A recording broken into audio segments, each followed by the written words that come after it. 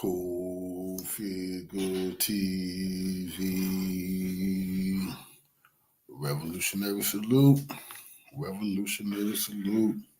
Like, share, subscribe. Welcome to the House of Revolution. You know I'm your humble host, the Yao Ming of Revolution. And what the hell do we have here? Small hat governor Josh Shapiro implicated in a Trump assassination attempt? Before we get into that, be sure to wipe your feet. That means hit the like button. Like, share, subscribe, support the platform, y'all. Well, we figured this. We figured that when Trump, they almost took him out in Pennsylvania, it had something to do with the small hats. Remember, the young man was a small hat himself. The young man who tried to kill Trump absolutely was Jewish. That's the truth. There's no getting away from that. Zelensky, we heard he had his hands in on that. Didn't they say Zelensky was also Jewish? I heard that too, y'all. Let's get into this information.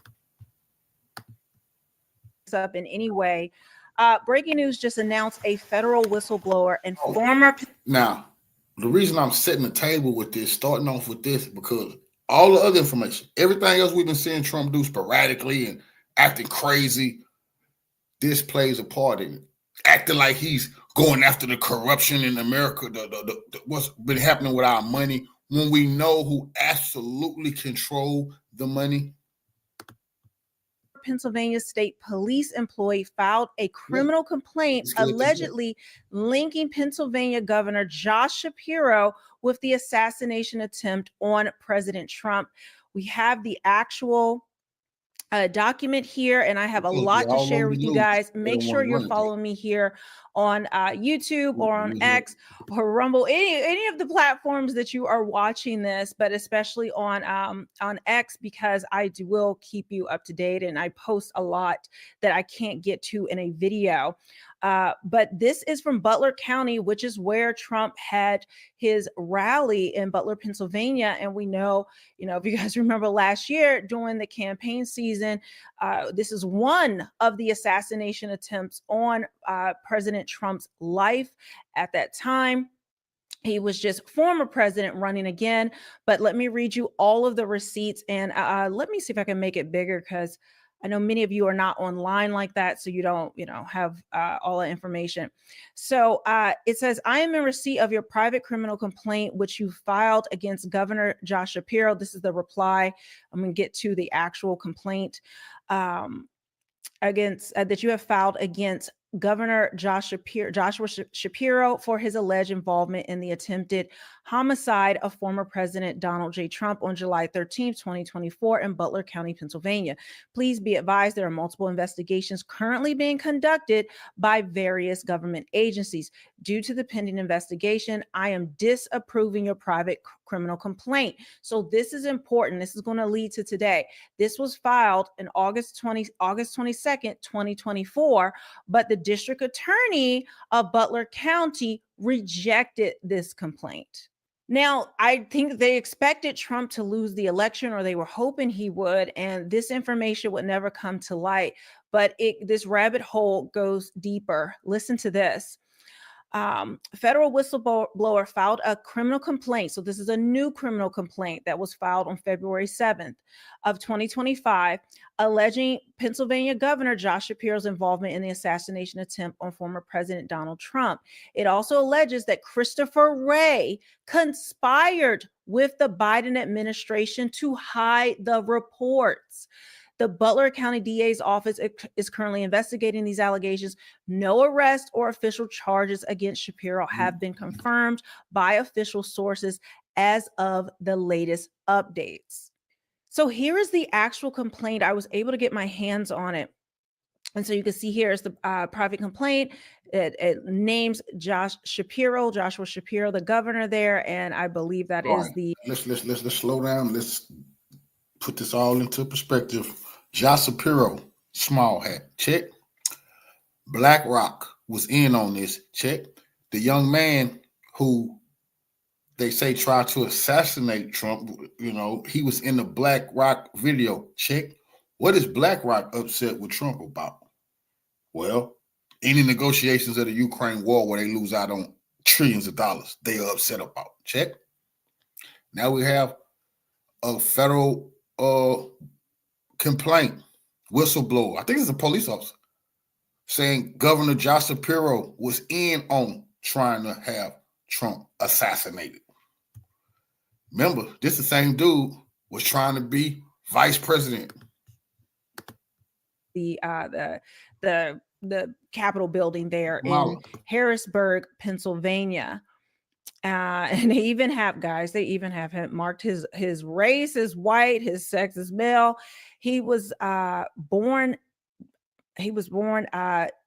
June 20th, 1973. Sorry, this handwriting is a little messy, but there it is. Now, the name of the complainant is Hadassah Feinberg. So the person, it looks like, that has filed this complaint is Hadassah Feinberg. And this is insane. So it's gives an address of Butler, Pennsylvania.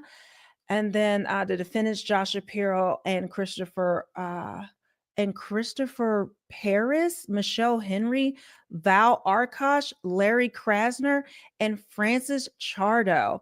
So these were the other participants. This one does not say Christopher Ray. It says Christopher Paris. I don't know who some of these people are, but I definitely will be investigating this. Now let's look at the other part of this complaint. Let me show you this at the top. It says, so this is the defendant, and now we're going to see the affidavit that goes along with it. All of which were against the peace and dignity of the Commonwealth of Pennsylvania and contrary to the act of the Assembly or in violation of 25 and 901.902.903. The other part is ineligible, and it says of the 18. This is just the actual statutes that have been violated. And so there, Hadassah Feinberg signed this. This was filed on February 7th. Now, this is the meat. This is the criminal affidavit. This is the part you're going to want to listen to. I, Hadassah Feinberg, affiant and federal whistleblower, hereby allege that defendant Joshua Shapiro and his personal, individual, and official capacity facilitated, organized, and carried out his plan to assassinate President Donald J. Trump on July 13, 2024. Defendant Shapiro was unsuccessful in completing his mission, but is responsible for organizing and facilitating it, injuring the current president and causing the murder of Corey Compentori. Defendant Shapiro conspired and colluded with Pennsylvania officials, namely the Pennsylvania State Police Commissioner, Christopher Paris. Now we're getting the names. To carry out the attempted assassination of President Donald J. Trump on July 13th, 2024. Defendant Shapiro commenced the facilitation and coordination of the attempted assassination by utilizing Pennsylvania State Trooper Commissioner Christopher Paris to conceal the crimes. I'm going to move that up. Defendant Christopher Paris made false and inconsistent statements under oath to the Senate Judiciary Committee around August 2024. He falsified statements to thwart and impede the criminal investigation and obscure the discovery of facts leading to the attempted assassination in Butler, Pennsylvania. Defendants Josh Shapiro and Christopher Paris's actions were willful and not a security failure. As defendant, Paris testified under oath to the Senate Judiciary Committee.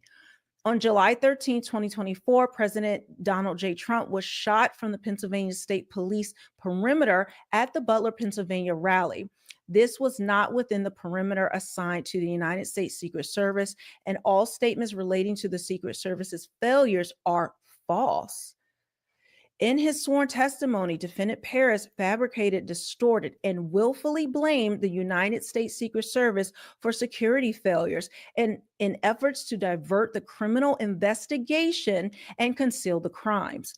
Both defendants, Christopher Paris and Josh Shapiro, are named on a RICO lawsuit at the Pennsylvania Commonwealth Court for their ongoing crimes of public corruption and fraud in the state of Pennsylvania against thousands of whistleblowers. Thousands of whistleblowers, witnesses, and victims. See Hadassah Feinberg versus Scott A. Evans. Wow, this is insanity. On February 5th, 2025, at least 5 federal provided witness testimony to the state and federal crimes committed by defendant Shapiro, spanning, get you to the next part, spanning over 10 years, including Gregory Stenstrom, Leah Hoops, and Sean Connolly. In the days leading up to the attempted assassination, Alex Soros made credible threats to assassinate President Donald J. Trump. Alex Soros is Soros' son. Like, this is, I'm sorry, my head is spinning right now. This is George Soros' son. He has never faced any criminal investigating despite his valid threats. Defendant Josh Shapiro, a close confidant of Soros and recipient of large campaign donations, carried out the premeditated plan to thwart President Trump from being elected. Defendant Shapiro was actively engaged in laundering funds with Ukraine. The verified election of President Donald J. Trump would not only expose Shapiro's federal laundering, but expose multiple officials. Bingo. Bingo. See, that's what we knew. We already knew. I didn't know that he was money laundering for Ukraine, but I did know that the assassination, the attempt on Donald Trump was over Ukraine. I didn't know Shapiro was tied to it. That's good. That's good to know. It just dot some I's and cross some T's for us. Like I said, we do know that the young man who tried to kill President Trump was a small hat individual. Check. We do know that Black Rock, full of small hats, they was pissed Trump wanted anything to do with any negotiation that left Putin all of the trillions, and then they get screwed out their investments. Zelensky and them wanted them dead. We know that. But now we know, Shapiro, the small hat governor who played his part, he had a lot of investments in Ukraine his goddamn self. What will you don't say? Officials from the Democrat Party who were laundering millions of taxpayer dollars. Guys, we have seen that already. I am waiting to put together a full list and several videos just to go over every single detail, every single dollar and where it went in terms of US aid, because the information is all over the place and we haven't had like one big thing to talk about all of the details. Defendant Josh Shapiro invited President Zelensky to meet with him in person in 2024, where he physically signed bombs in an unprecedented photo op with the Ukrainian president. In the weeks leading up to the Trump rally, President Joseph R. Biden made frequent visits to defendant Joshua Shapiro to discuss the obstacle faced by the Democrat Party. Joshua Shapiro organized, schemed, and conspired with other officials to carry out the attempted assassination attempt against former President Donald J. Trump. Defendant Joshua Shapiro and Pennsylvania State Police Commissioner Christopher Paris are guilty and liable of willful misconduct, and their plans to facilitate and organize the attempted assassination must be investigated and charged. Defendant Shapiro is guilty of committing thousands of crimes, including, but not limited to, threatening, intimidating, and stalking federal whistleblowers, including the affiant and her children, obstructing and tampering with the murder investigation of Ellen Greenberg, actively obstructing and facilitating election interference in Delaware County, Pennsylvania in 2020, and obstructing justice and threatening Matthew and Carolyn Peterson, obstructing the murder investigation of 9-year-old Jared Tutko, obstructing the murder investigation of 19-month-old Iris Mummert. What is happening? Obstructing the criminal investigation of sexual abuse against JG through Michelle Henry. I think they're leaving out the names. It's just initials. Usually when someone is a victim of that type of crime. Through Michelle Henry, and obstructing the criminal investigation of child endangerment relating to EGS. These are initials of different people, ERS and ENS, and obstructing. Oh my gosh, I got to get the rest of this. For some reason, I only have 2 pages. Now, I will hunt down any additional pages. I'm trying to find it now, but I want to get this information out. So, Josh Shapiro has not been charged yet, but it is now a criminal investigation underway. And there he is with Alex Soros. That is, again, George Soros' son. He is the puppet master. We know this of the Democrat Party. Say what you will, they're all complaining about Elon Musk, but we know billionaires like him have had their hands and have pulled the strings of the Democrat Party for decades. So I do have more. This is going out in different places, but this is coming from Pennsylvania arrest warrants. It says it's hard to believe that there may be a bigger story today than the final score of the Super Bowl. President Donald Trump learned today a federal whistleblower and former Pennsylvania State Police employee has come forward with an information and filed a criminal complaint this week on February 7, 2025, allegedly linking Pennsylvania Governor Josh Shapiro with the assassination attempt in Butler, Pennsylvania. And then they are citing some of the allegations from the criminal complaint, which I just read to you, so I won't go over that part again. It's just those details we just saw. But let's go to the next page. 1 second. This says on July 15, 2024 through July 23rd, 2024, this affiant communicated with Secret Service agent John T. Donahue and provided numerous Y'all understand all of this? See, the Trump just finding out this is a warning, a threat to him. They just throwing Shapiro in there just to show they got their people everywhere, high places, governors. They'll try to whack you. Well, but this is about Ukraine. But when we get to what's happening to us economically right now, our economy is finna be torn to pieces. While Trump, see, they needed Trump to be the strong guy who makes all of these economic mistakes where they're gonna win big time, where they're gonna uncover allegedly all kind of people been stealing from the government, but not them. The ones who are the real ones doing the stealing is saying, no, we busting other people. But this is to keep Trump in line and for him to stick to the script, or else it won't be no assassination attempts. It'll be the assassination. Documentations related to the crimes committed by Governor Josh Shapiro and the Philadelphia FBI's involvement in covering up the crimes of defendant Josh Shapiro. Agent John T. Donahue sent the complaint to headquarters, but the Biden administration blocked it. Wow, guys, we're in a new era. On March 9th, 2024, Supervisory Special Agent Kenneth Keller advised this affiant through email that he contact the FBI. The whole play gonna be they're gonna wreck our economy. They're gonna strengthen China, and they're gonna make a bunch of money in China and ride China wave for 40, 50 years, ditch China for somewhere else. These bloodsuckers been doing this for a long time.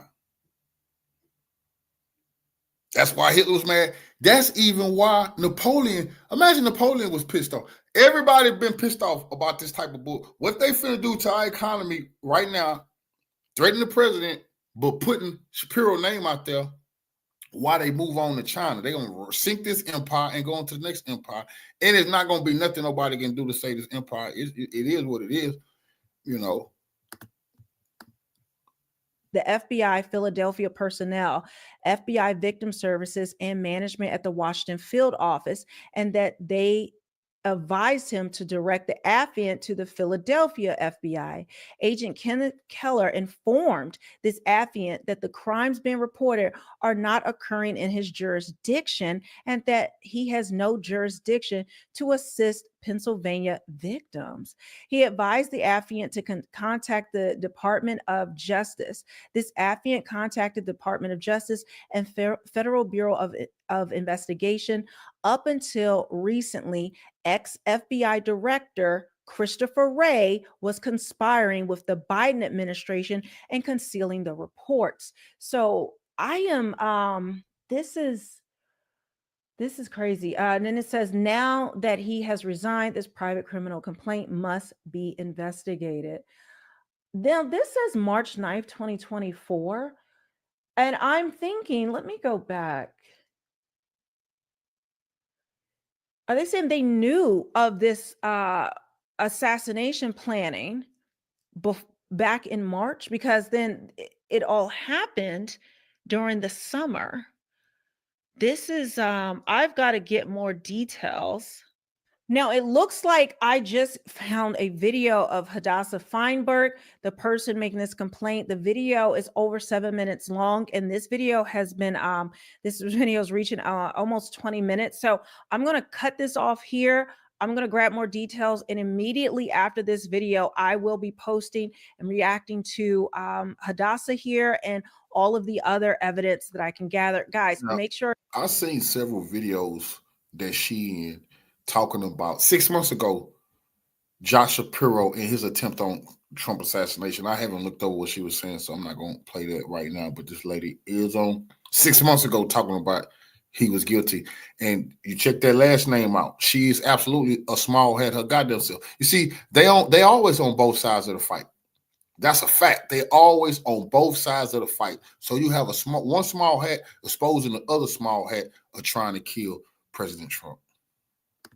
Sure you are subscribed to my channel here on YouTube, as well as follow.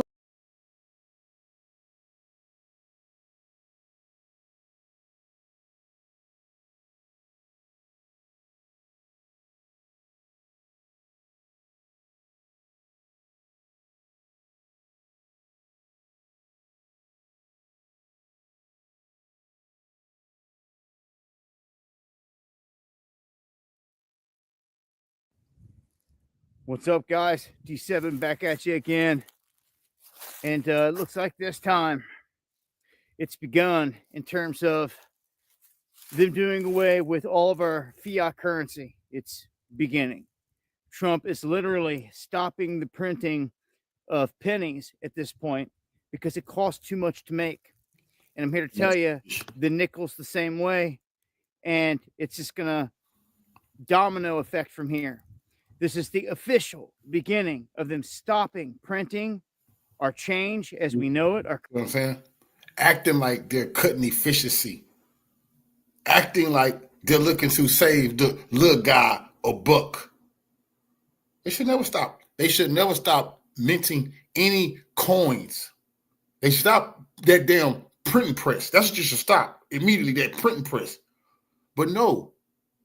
They see next is gonna be the quarters, and gold. It costs too much to print gold quarters, and dollars. Quarters, and nickels and dimes, and 50-cent pieces. It costs way too much. We just have digital currency. Are you crazy? Our currency here in America, the penny will be no more after this year. They'll still be in circulation, but they're going to phase all this out. You're going to see that this is part of a plan that I've been trying to tell you about and warn everybody about for years now. They're going to convert this whole thing into a digital system. Okay, you can call it what you want. They threw the people a bone with the whole executive order on a CBDC, for those not intelligent enough to see. With the other hand, they came through. All of that, rounding up the immigrants, that just was a red herring, get everybody whipped up about he doing what he's supposed to do. And then they did all other bullshit nobody asked him to do. What happened to the roundup of all the illegal gang members, the drug dealers, the illegals, fentanyl pushers, the kidnappers, the date rapers, the illegals? What happened to that? We don't hear about that on all that. See, and the Democrats sitting there laughing their ass off because they love this. So they're gonna make a lot of money too, because the middle industrial complex love this, the big bankers love this, the big pharmaceutical companies, one world government, they all love what's going on right now. That's serious goddamn business. Through pushing Trump coin, Melania coin, World coin, and want to be the capital of the crypto universe, which is blockchain. And we've warned you about this through and through. All they got to do is tell people to download a wallet, and they're going to start getting all their stuff through digital dollars is what's about to happen. And this is the beginning of the end. People are going to think it's cool to be able to pay for things with just a swipe of their phone, eventually their hand with a chip in it. You already know where this goes. But it literally begins here in terms of doing away with our physical currency, fiat currency, the cash, the change. It starts with the change, literally the penny, and it's going to work its way up. And once they introduce this digital dollar, so to speak, in the digital format connected to blockchain, it's not the same as the other digital. Okay. When they do this and they get everybody onto it, over time, they'll just phase out the dollar. They'll say it's not being used no more, blah, blah, blah, and it'll be phased out. So they won't even have a fight on their hands. But it starts just like this. Everything we ever warned about. So your freedom of privacy and everything else goes out the window when they convert all this to digital and they collect all this up. So with copper going up and all the precious metals going up, pennies are worth way more than a penny. It costs way more than that just to make it. People too stupid. Same with the nickel and so on and so forth. And bro, any those oil not just change. coins, bro. You know, the precious metals, things of that nature. They just think they have dumbed the public down. It's got 90% silver in it. You already know, worth a whole lot more. You see that? Get your hands on it and keep it. Hold on to it for a barter situation down the road. That's so damn. I'll leave a link. Join me in the live stream where I break this down in greater detail. Going live Monday, Wednesday. Come on, man. The hardcore trafficking trading started. You're gonna wish you had those pieces of currency, and that this man got the nerve to say no more printing of it. Who the hell? We didn't vote for that. We tell you, don't tell we're trying to stop the printing of any of our coins up, bro. We didn't say it's costing too much to print the penny. What the hell? What the hell kind of BS are y'all talking about, man? Former Wall Street money manager and financial analyst Ed Dowd just released a new report this weekend called Danger of Deep Worldwide Recession in 2025. And he says the Biden administration basically hid how weak the economy really was in order to win an election, lying to all of us about how bad it really was. The new report shows how a weak economy was propped up under the Biden administration and how a crash this year, he says, is inevitable. What is he talking about? Could it be Biden's 2024 jobs numbers? They just came out. We now know that Biden was lying about the jobs and pretty much everything else. So let's bring in economist Peter St. Onge, who just actually did a fabulous report on X about these jobs numbers, and we'll talk about all of that. Peter, great to see you. Welcome to the show. Thanks for having me on. Our pleasure. It's a pleasure. So go ahead. Yeah, you go ahead. Well, I just want to ask you, let's talk first of all about this idea of a worldwide recession, and then I want to drill down on these jobs numbers first. How bad is it? I know people think, a lot of people are thinking, oh, Trump's a savior. Like he's some sort of omnipotent person. He's going to come in within a few weeks and everything's going to be fine. But they've been hinting, and even Elon Musk last summer said it's going to be pretty bad. So are we about are we going to be in for 2 years of hell before anything turns around? Yeah, so you've got a couple elements here. Generally, economic reforms take time. So you can cut taxes, you can cut regulations. This will all grow your economy, but it doesn't happen overnight. And the trick for Trump is that he's up against the Biden economy. So a lot of what was happening under Biden was either fake or it was bought by government spending. So a lot of the job numbers are fake. We're now getting revisions in the order of 600,000 or 800,000. These are government revisions. These are not tinfoil hat revisions here. So that's suggesting that a lot of the jobs that we thought that we had under Biden aren't actually there. Then meanwhile, you've got another side of it, which is that by all accounts, Biden was dumping out government spending. He had deficits of something like $2 trillion. You can buy a lot of GDP with that, and then it can look like your economy is doing quite well, but of course you are going bankrupt buying growth that way. So yes, Trump is suggesting all of the right things to grow the economy, suggesting cutting taxes, cutting the burden of government, also regulations. But the question is how long does that take, and is it going to be enough to counter what Ed Dowd is worried about, which is the Biden. This cutting regulations shit now. The Republicans like to talk about. They just love to cut every goddamn thing. Anything to save a corporate scandal a buck. Cutting regulations. Now, I'm not saying you need all the regulations in the world. I'm not trying to over-regulate everything. But that's how we don't get poison in our food. That's how we make sure that our traffic lights work. Train that these rail systems actually work. People not dying certain places because these places are regulated. And the public is not in danger. See, all this deregulation. See, when you see a train crash somewhere on the train tracks been messed up, that's deregulation. You see, big business didn't want to have to get it inspected a lot. And that's what these people don't want to tell the truth about. The deregulation, the Republicans say, no, we don't need too much deregulation. Then our life is in danger. No, we don't need to say to corporations that type of paper. That's ridiculous. Biden, sort of the overhang from the Biden takeover of the economy and sort of goosing the numbers. Well, I don't think there's a way to recover from a perverted economy based on lies that would not be painful. You posted something on X. Would you sort of, I guess, would you be able to cope with this correction if you knew that then it would make things better in the future? And I think about the economy that we're going to hand off to our children would be based on a pie in the sky. So is there any other way to do this than just do it the hard way? Yeah, well, you alluded to that earlier when Elon Musk was warning that some of the reforms that we're going to need from here out are going to be temporarily painful. An interesting data point is what happened at Argentina. So Javier Milei cut something like a third of the government budget, roughly 6% of GDP is what he cut, which is a massive amount of spending to cut. He laid off, in U.S. terms, something like 500,000 government workers. Now, what you got out of that was about a 3.5% recession, which is pretty bad. However, the following year now, the forecast for next year growth are about 8.5%. Okay, so the trick here is that if you're going to fix our economy, right, if you're going to reduce the footprint of government, if you're going to mass deport a lot of these illegal aliens who are massive fiscal drains, you are going to get a reduction in paper GDP. However, that's going to make you a lot wealthier. Moreover, it's very temporary. If we look at what happened in Argentina, I mean, that was absolutely shock therapy. That's the best case scenario of what we might get here in the States, is something on the scale of what Milei did. And even that, the recession lasted 1 year, and now they're looking at 8.5% growth. Markets are soaring, bonds are soaring, which is something you haven't seen in Argentina in a long time. So we need the medicine.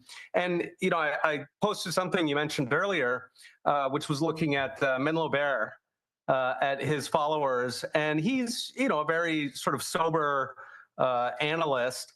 And he asked his people if, in order to make these reforms and the spending cuts, if we were going to get a recession and a market correction of something like 30%, would that be okay? Would you accept that? He had about almost 90% of people said, bring it. I think at this point, Americans, we have been through a lot. We have been sort of horrified at what's happening to our country. And a lot of people are willing to suffer some pain if we're actually going to reform and get onto a path where America is great again, meaning that we can start building wealth, we can bring manufacturing back to the country, we can replace this government takeover with a healthy economy that's actually generating jobs for Americans. It seems like we never really went through the pain that we were supposed to go through. Like, it's been artificially propped up and held together with duct tape. And so we've never really, when we went through all of this massive money printing, even after the 2008 collapse, it's still we really never went through it fully. It was never allowed to feel the pain. We kept the patient sort of artificially alive, it seems like. So if we are fully going to go through it, and we all just need to buck up and just get ready, it's going to be bad. How bad will it be? And an addendum to that, will they blame Trump for it? Do you think? Oh, of course. Will the media blame Trump for it? Guaranteed. Well, we're talking about this job report that just came out, and it was covering the period before Trump was in office. But of course, media slavishly put it out as Trump's first job report because there was a lot of garbage in there. But yeah, you're absolutely right. That's been the pattern. There's a great book by Jim Grant called The Forgotten Depression. He talks about the 1919 depression. That was after World War I, with a massive collapse in government spending. So this caused sort of mechanically a recession. And back then, the government did absolutely nothing about it. was a very, very sharp recession. It lasted about 6 months. And then we had the roaring 20s. We had 10 years of return on that. Unfortunately, our leaders don't have those kinds of balls anymore. So at this point, they do exactly what you're saying. Every single time we get a crisis, whether it's 2001, we had dot-com crash, 9/11 hit at the same time, whether it's 2008, where, of course, the banks screwed up the economy, whether it was COVID, every single time, rather than taking the medicine and clearing out the bad parts of the system, in 2008 especially, we should have let all the banks go bust and let them get bought for a song out of bankruptcy. Instead of taking that tough medicine, they dump out trillions of dollars, a lot of that financed by the Federal Reserve. That's really what makes this possible. But the end result is that the economy sort of gunks up. It's like Alzheimer's disease or something where you just get clogged up. And if you want to see what the future of that is, you can see that very clearly in Europe. Europe has been even worse than the US on that count. And they don't produce anything. They have no national champions. There's no technology leader has come out of Europe in 50 plus years. So that is our future. That was the path that we were on with Biden-Harris. The question is, how quickly can Trump change it? Most important, can he keep the people on his side? So that's, I think, one of the most fascinating aspects of the 2024 election is that the legacy media did everything they could. They were talking about the Austrian corporal. That used to be pretty taboo, but they were going banging on about that 24/7. They pulled out all the stops and they failed. And so a lot of what happens in Washington, right, a lot of the spineless Republicans and the uniparty, a lot of this stuff is because traditionally politicians of both parties have been deathly afraid of the news media and the news media's ability to brainwash voters, to gaslight them into, in practice, the point of view of the left. So at this point, that's going to be the big question. If we look at what's happening with Trump right now, it's a full court press. The legacy media hates Doge. They're pumping out all this. They hate his tax cuts. They hate everything about Trump. It's not working. There was a CBS poll just the other day that found that Trump's popularity is rising. It's rising among traditionally Democrat groups. Meanwhile, Republican voters are hardcore MAGA. There's another article just came out today how senators, GOP senators, are quote unquote terrified of Trump and Doge, right? If you look at Trump 1.0, they were laughing at Trump. They were blocking him every chance they got. And this is where the smoke and mirrors come in at. Even MAGA, even the hardcore whites, they know they're being played. The small hats are the ones reaping all the goddamn rewards by the games that Elon Musk is playing because he's a crypto small hat his goddamn self. But everybody knows who controls the U.S. money source. That's not even almost up for grabs. We know that. Pretending like we're trying to see who been doing this type of nefarious stuff with money is all smoke and mirror to make people think they're going after the big guy to help the little guy, which is all nonsense. It's all nonsense. But that's why I started with the assassination attempt, because he got to do all of this except for do what he said he's gonna be focused on 24/7, and that's that stopping that goddamn Ukraine war. Now he's not worried about that too much. I might talk to Putin, I might not, but right now the most important thing is for us to see what's been going on throughout the Department of Education. Nobody told you to be looking around the fucking Department of Education. He couldn't get anything through. He barely got his tax cuts through.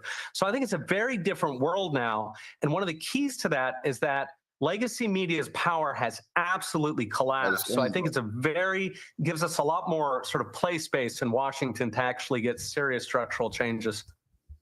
Right. So you mentioned the jobs report. You did a fantastic video about it this morning. One of the things that stuck out to me was the highest unemployment rates were amongst teenagers. Now, something Thomas Sowell always says is when you have teenagers with nothing good to do, nothing good happens, and no good economy can be built around that. And the YouGov poll, CBS YouGov poll that you just mentioned, shows a rising approval for Republicans for Trump. So why do you think Democrats frame this as something that is cruel, replacing jobs with illegal immigration, when it's actually cruel to a population they are totally ignoring?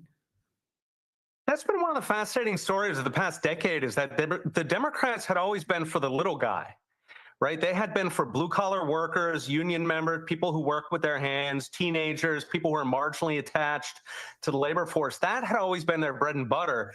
And they've completely sold them out at this point, Yeah. where they are siding with the corporations. They're siding with, big ag and big corporations that want to import cheap labor. And so that's now given us an economy here where blue collar workers and teenagers, right? These are people who are traditionally low skill. They need those first couple rungs on the ladder. And what they're finding is that the first dozen rungs on the ladder are being occupied by illegals who are working minimum wage.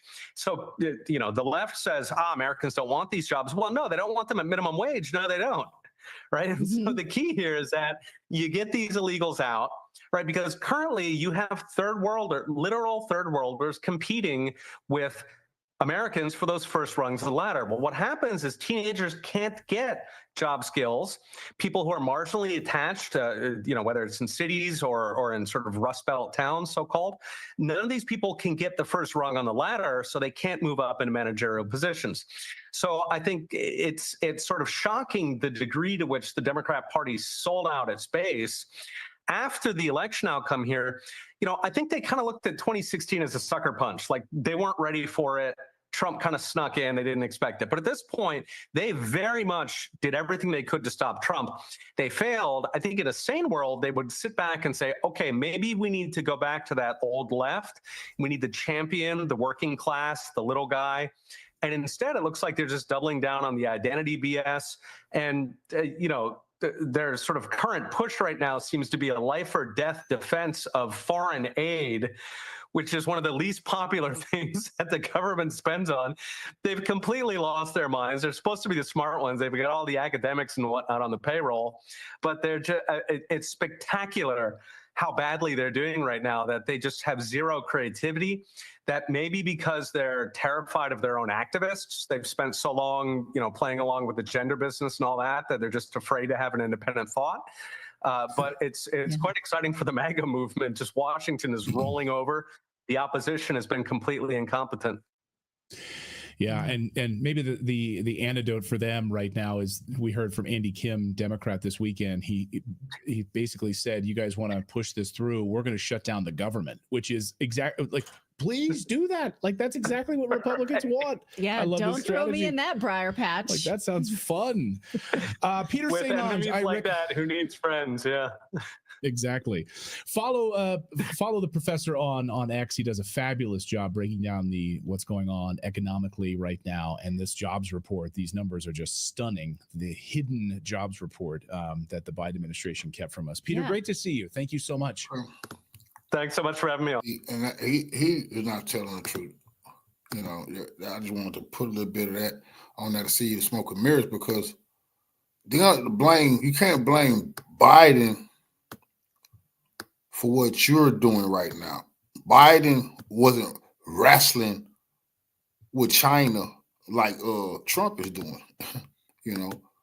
and he's gonna wreck our economy. And so much money gonna get stolen. They just gonna say, oh, they've been stealing trillions while they steal trillions. They're gonna tell you trillions been stole while they're has started his second term with an extremely tough tariff policy. Trade war between the US and China has just kicked off. If we can't make a deal with China, then the tariffs will be very, very substantial. But China is a different story. A 10% tariff on Chinese imports.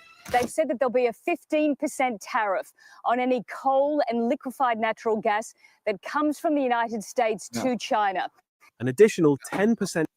This is what the small hats want. They want the U.S. economy to be wrecked, because on Wall Street, when a lot of that stuff crashed, they buy it at pennies on the dollar, like Soros and them, and like the rich guy just did a little bit ago. One of the richest guys, I forgot his name, one of the richest men in America, white guy. Everybody was talking about they go to him for financial advice. Can't remember his name at the moment. But see, they love that game. Wreck our economy, buy everything up, pennies on the dollar.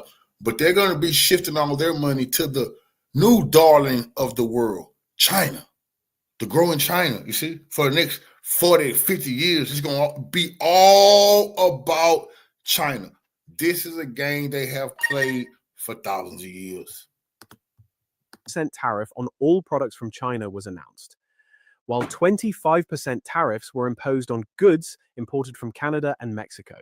This move, which suddenly became the focal point of world trade, was postponed for 30 days, thanks to the efforts of See, Canada Putin and trying to put Mexico, an end to this. which are seen as What the friends small heads and trying to do. allies. But this respite is unlikely to last long. China, in particular, has already announced a much more stringent and comprehensive retaliation package against the Trump administration's tariffs. Relations between the United States and China had already suffered a major setback during Trump's first presidential term.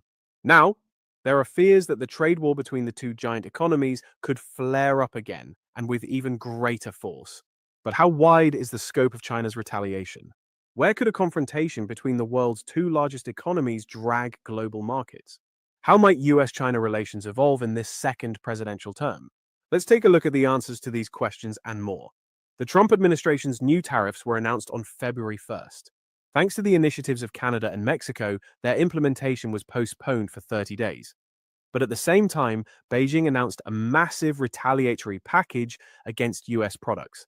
The February 10th measures could affect many sectors. In fact, this spat seems to be a continuation of a tension that has been building periodically since 2018. As you may recall, Trump imposed sweeping tariffs on China during his first presidential term, and Beijing retaliated with additional duties on US products. This trade showdown, in which neither side has backed down, has flared up again. The regulations that stand out in China's new retaliation can be summarized as follows. A 10% tariff on coal and liquefied natural gas, LNG, imported from the United States, and a 15% tariff on crude oil. This could make it more difficult for the US to access the Chinese market, especially in the area of fossil fuels. China is the world's leading coal importer, but it is dominated by Indonesia and Russia. Therefore, US coal already had a limited share. On the LNG side, there has been an increase in recent years, but US LNG still represents a modest share in the overall picture.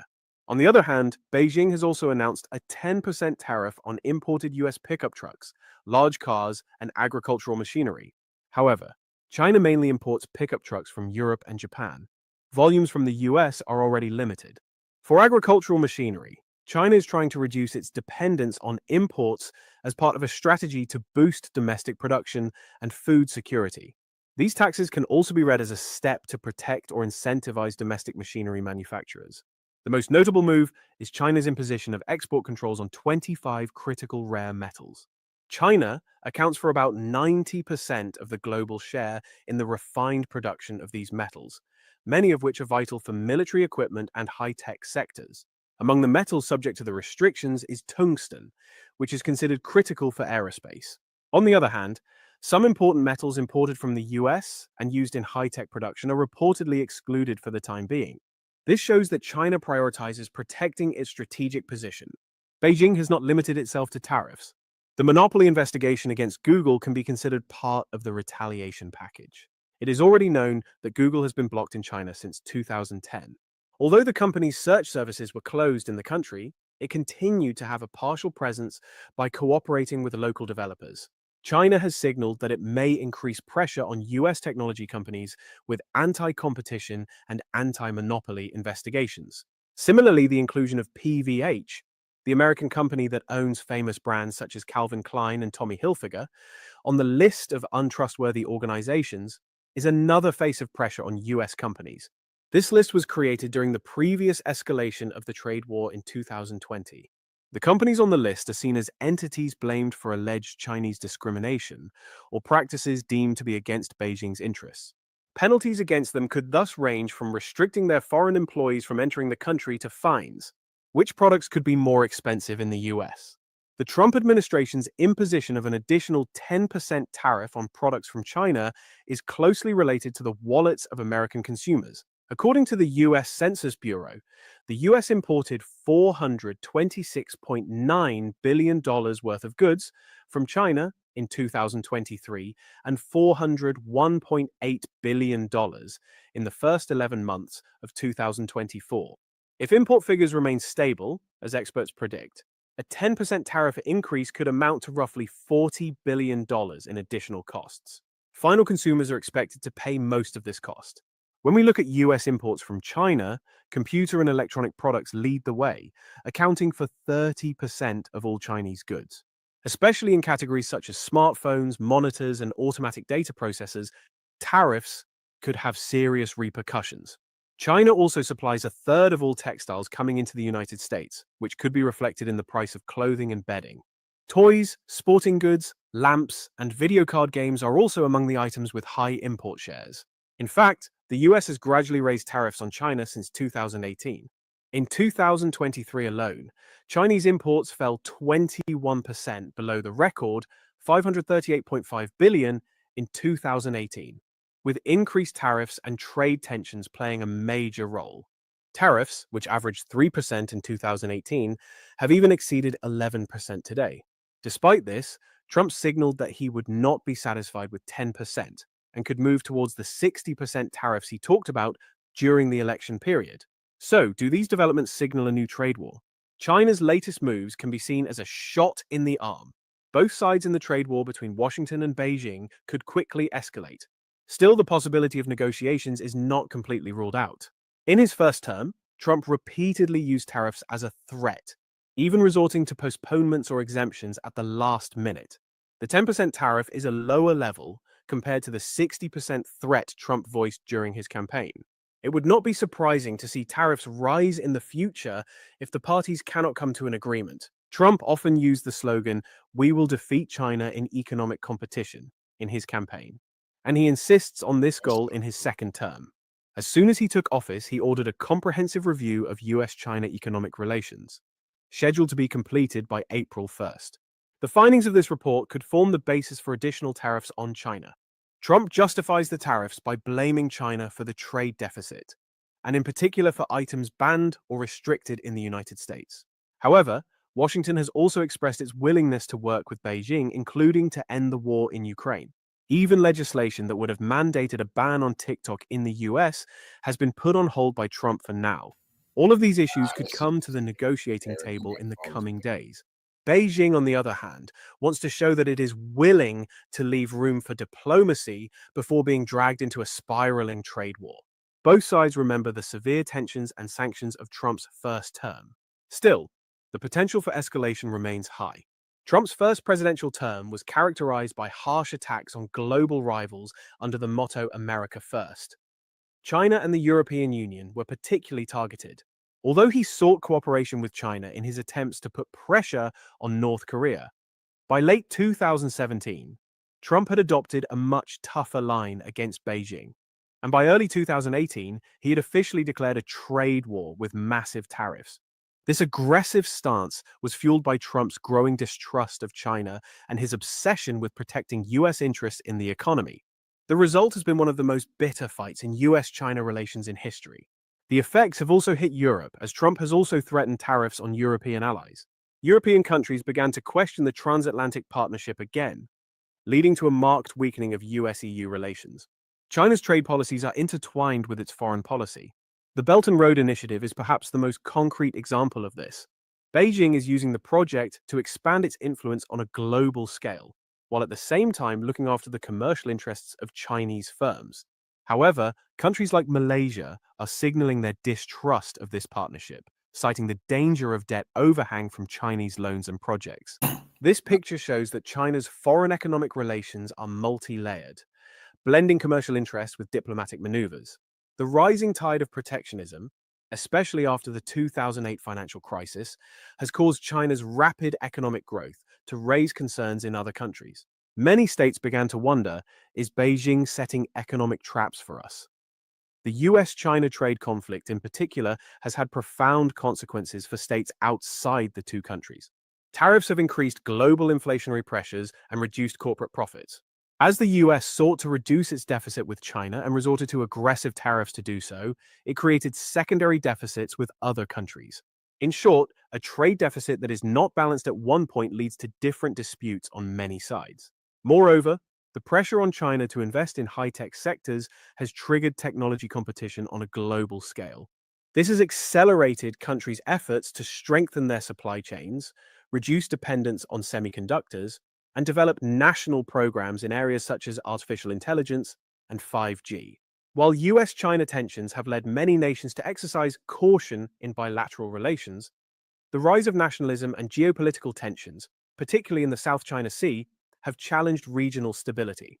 Nevertheless, if the US-China trade war spirals into a full-blown spiral, Not only these two giants, but the entire global economy will suffer, especially in critical sectors such as electronics, semiconductors, automotive, and energy. Costs would rise, supply chains could be disrupted, and ultimately consumer prices would rise. Many parties, including the European Union, are affected by these tensions, and the transatlantic partnership is also fraught with uncertainty. So how can supply chains take shape in this environment? The ongoing trade wars are causing serious transformations in global supply chains. For example, American companies producing in China are seeing their costs rise due to tariffs and are considering shifting production to alternative countries such as Vietnam, Thailand, and Mexico. Likewise, China is also looking for alternatives to US products.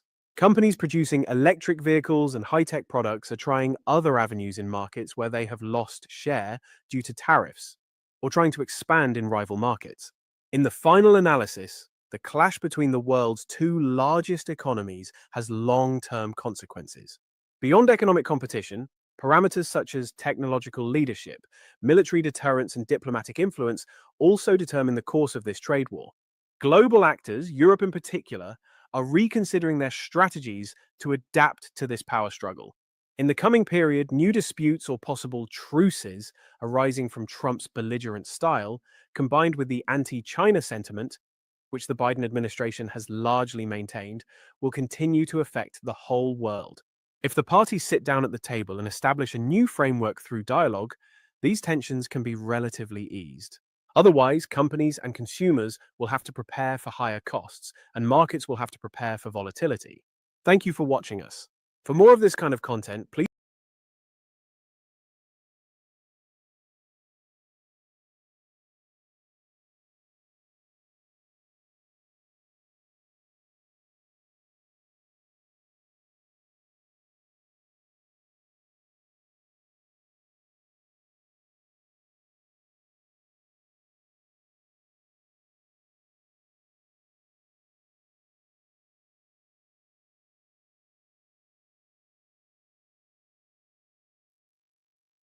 And let me just take a little bit of a step back for this highly educated audience here. Let's keep sight of the goal. The country that leads in technology tends to lead the world. Roman roads, Chinese gunpowder, British steamships, and so on and so forth. The United States and our friends and allies have been the undisputed technology leaders for decades. And now we have someone who's running the race and running really fast, and that's China. So the goal here should be for the US and our friends and allies to run faster in this race. There's two ways to win a race. One, you hobble the other guy. And Alan and team are working on that. Hi, I'm Carl Zha, your host to the Silk and Steel podcast.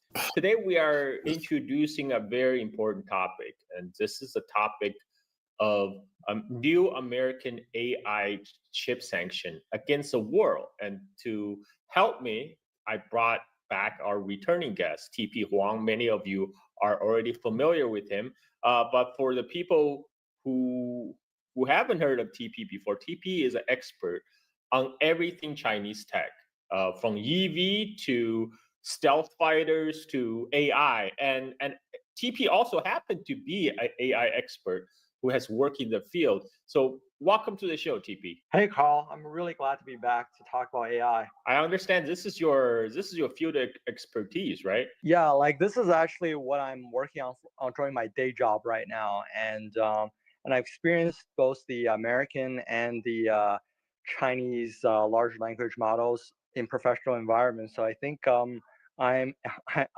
am well versed to talk about it.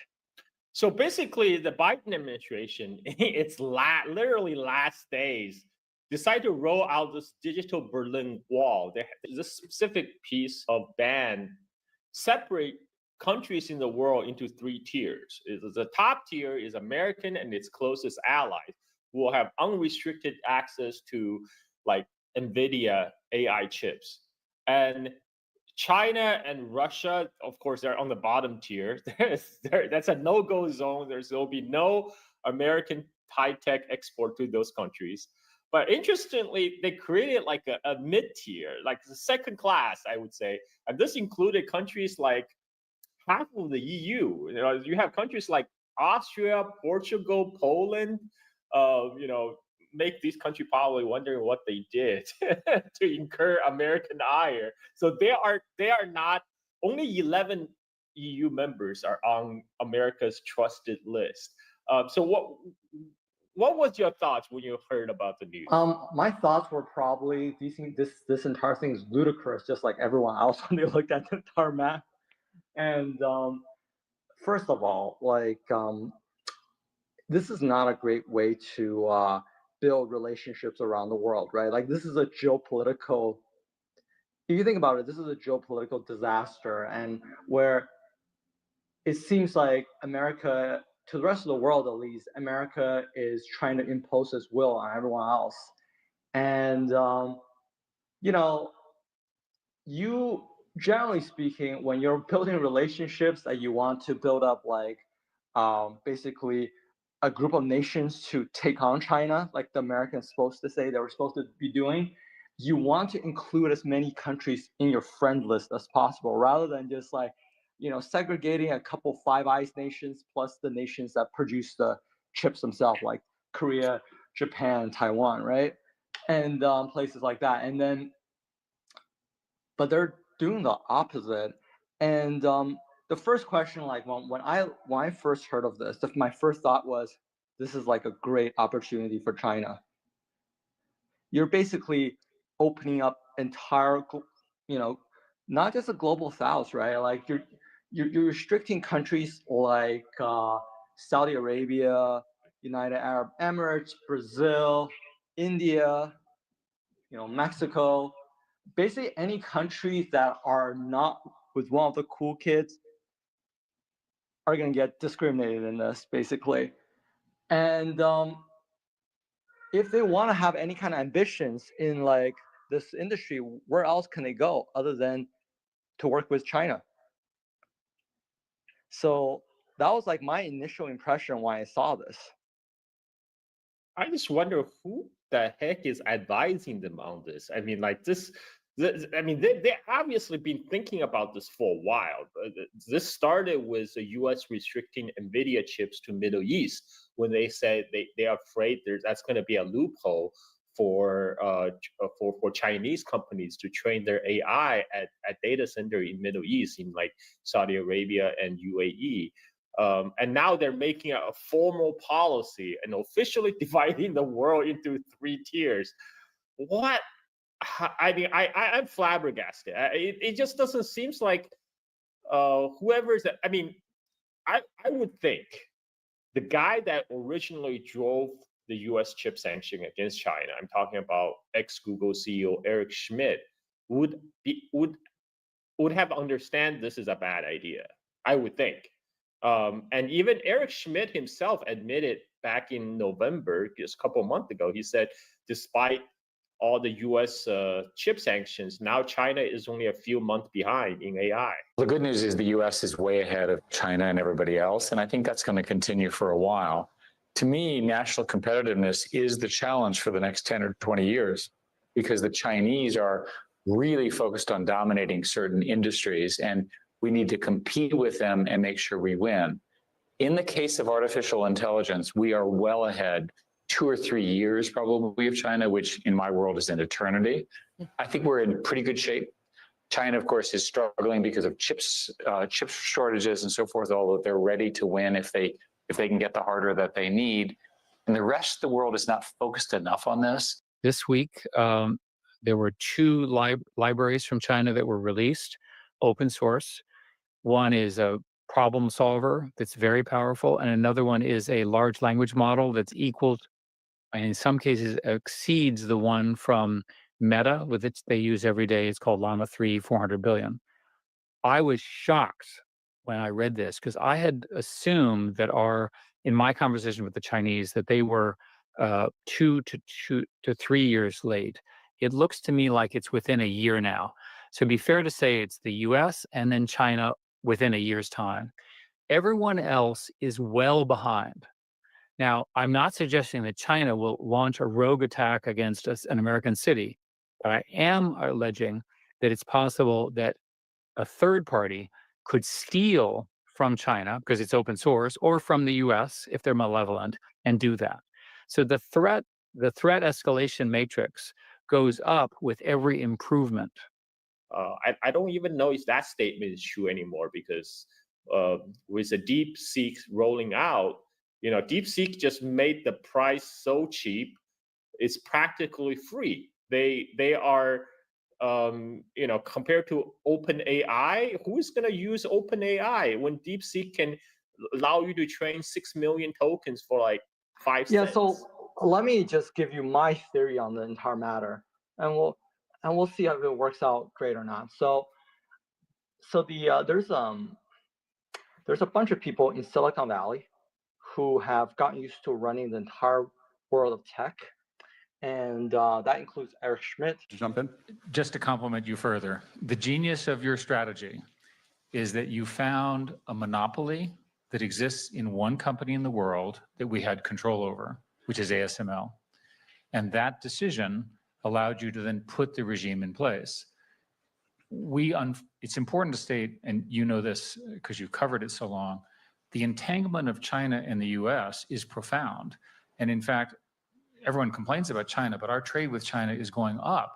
And everything we do to try to prevent things, China can nullify. In other words, if you think about the sanctions on Russia over Ukraine, China just, instead of having iPhones in Russia, they have Chinese phones, which are quite good. The key is to find control points that the Chinese cannot replicate. That includes people like Mark Andreessen. We're in this very interesting moment where it looks like general purpose robotics for many different applications is about to tip over. Like, in the next few years, it's going to tip over and start to really happen. And then there's a software side of the problem, which we're ahead on, but there's a hardware side of the problem where China has a major, major lead. It's the entire supply chain. So this is where it gets very dangerous, because there are many parts in these things, and they're all coming from China, right? The China thing, the problem is compounding, and I'll just tell you where I'm worried right now, where the problem is compounding. So you mentioned like the sort of iPhone assembly, and that's a big deal. But basically, there's 3 industries that sort of follow phones that are kicking in right now. So one is drones. And it's sort of in a bizarre turn of events, the Chinese basically own the global drone market, all basically the consumer drones, all the cheap drones, which, by the way, numerically then are the drones that all the militaries also use in overwhelming numbers. And something over 90% of all drones used by the U.S. military are made in China. And the thing is, it's not just a company. It's they have. Could you get to the cheery part, please? No, it gets worse. It gets worse. It gets worse. It gets worse before it gets better. So the drone thing is not just a company; it's an entire ecosystem. So it's all of the componentry. We have a drone company that's been trying to compete with the Chinese company. Mm-hmm. Number one, the Biden FAA has been trying to kill us this entire time, trying to do all kinds of things to make sure the American drone companies can't succeed as part of their war on tech. So something it's like literally just another in the long list of ways that they've been just trying to absolutely kill us. But 2 is China has figured this out, and so the U.S. has been sanctioning AI chips going to China. China is now they sanction our drone company for the battery. Because the battery is made in China, right? And so they have like significant leverage, not just for the drones, but for the entire supply chain. They have cards to play. They have cards to play. By the way, the drone supply chain is very analogous to the car supply chain. It's a lot of the same kinds. A self-driving electric car is very similar to a drone, or for that matter, to an iPhone. It's an electrical mechanical device, but it's a lot of the same kind of battery technology, chip technology, sensor technology. So they now have they now have their version of what the Germans used to have, which is that sort of the thousands of mid-market companies that make all the parts that go into a car. But the German ecosystem is still making them for old internal combustion cars. The Chinese ecosystem is making them for electric cars and self-driving cars. And of course, that means the new Chinese cars that are coming out are really good, and they have a giant advantage on cost. And they are starting to bring to market cars that are equivalent in quality to Western cars at a third or a fourth the price. So that's coming. And then the big one that follows phones, drones, and cars logically is robots. And so we are on the verge of the actual robotics revolution that we've all seen in science fiction, read in science fiction stories forever. And the Chinese are ahead of us there. 100%. Now we have the leading, but this is important. We have the leading software, like we have the leading R&D. Like we have the smartest. I'm convinced we have like the smartest robotics AI people. We have a bunch of companies. We still have the best people. We have the best people specifically for the design of the systems, but we don't have anything resembling the manufacturing capability at all. Including, and again, it's not just whether a company can build a robot, it's whether you have the thousands of companies that make all the components that go into robots. an example, there, you know, you've seen these videos of the Boston Dynamics robot dog. Yes, you know, yes, and, yes. and you can, you know, they're not a very aggressive company going to market. Those are like $50,000 products. You can go buy one. China has an equivalent product that, by the way, looks extremely similar and behaves extremely similar, and has among its capabilities, it can climb stairs. It can do backflips. It can stand on its hind legs. It can climb, you know, and descend inclines. You can put wheels on it. It can shoot at like 30 miles an hour. It can lock the wheels and climb stairs with the wheels on. By the way, it also is hooked into a large language model, so it talks to you in a very nice, you know, in a very, very plummy voice. It will teach you quantum physics, you know, full voice control. Price point $1,500, right?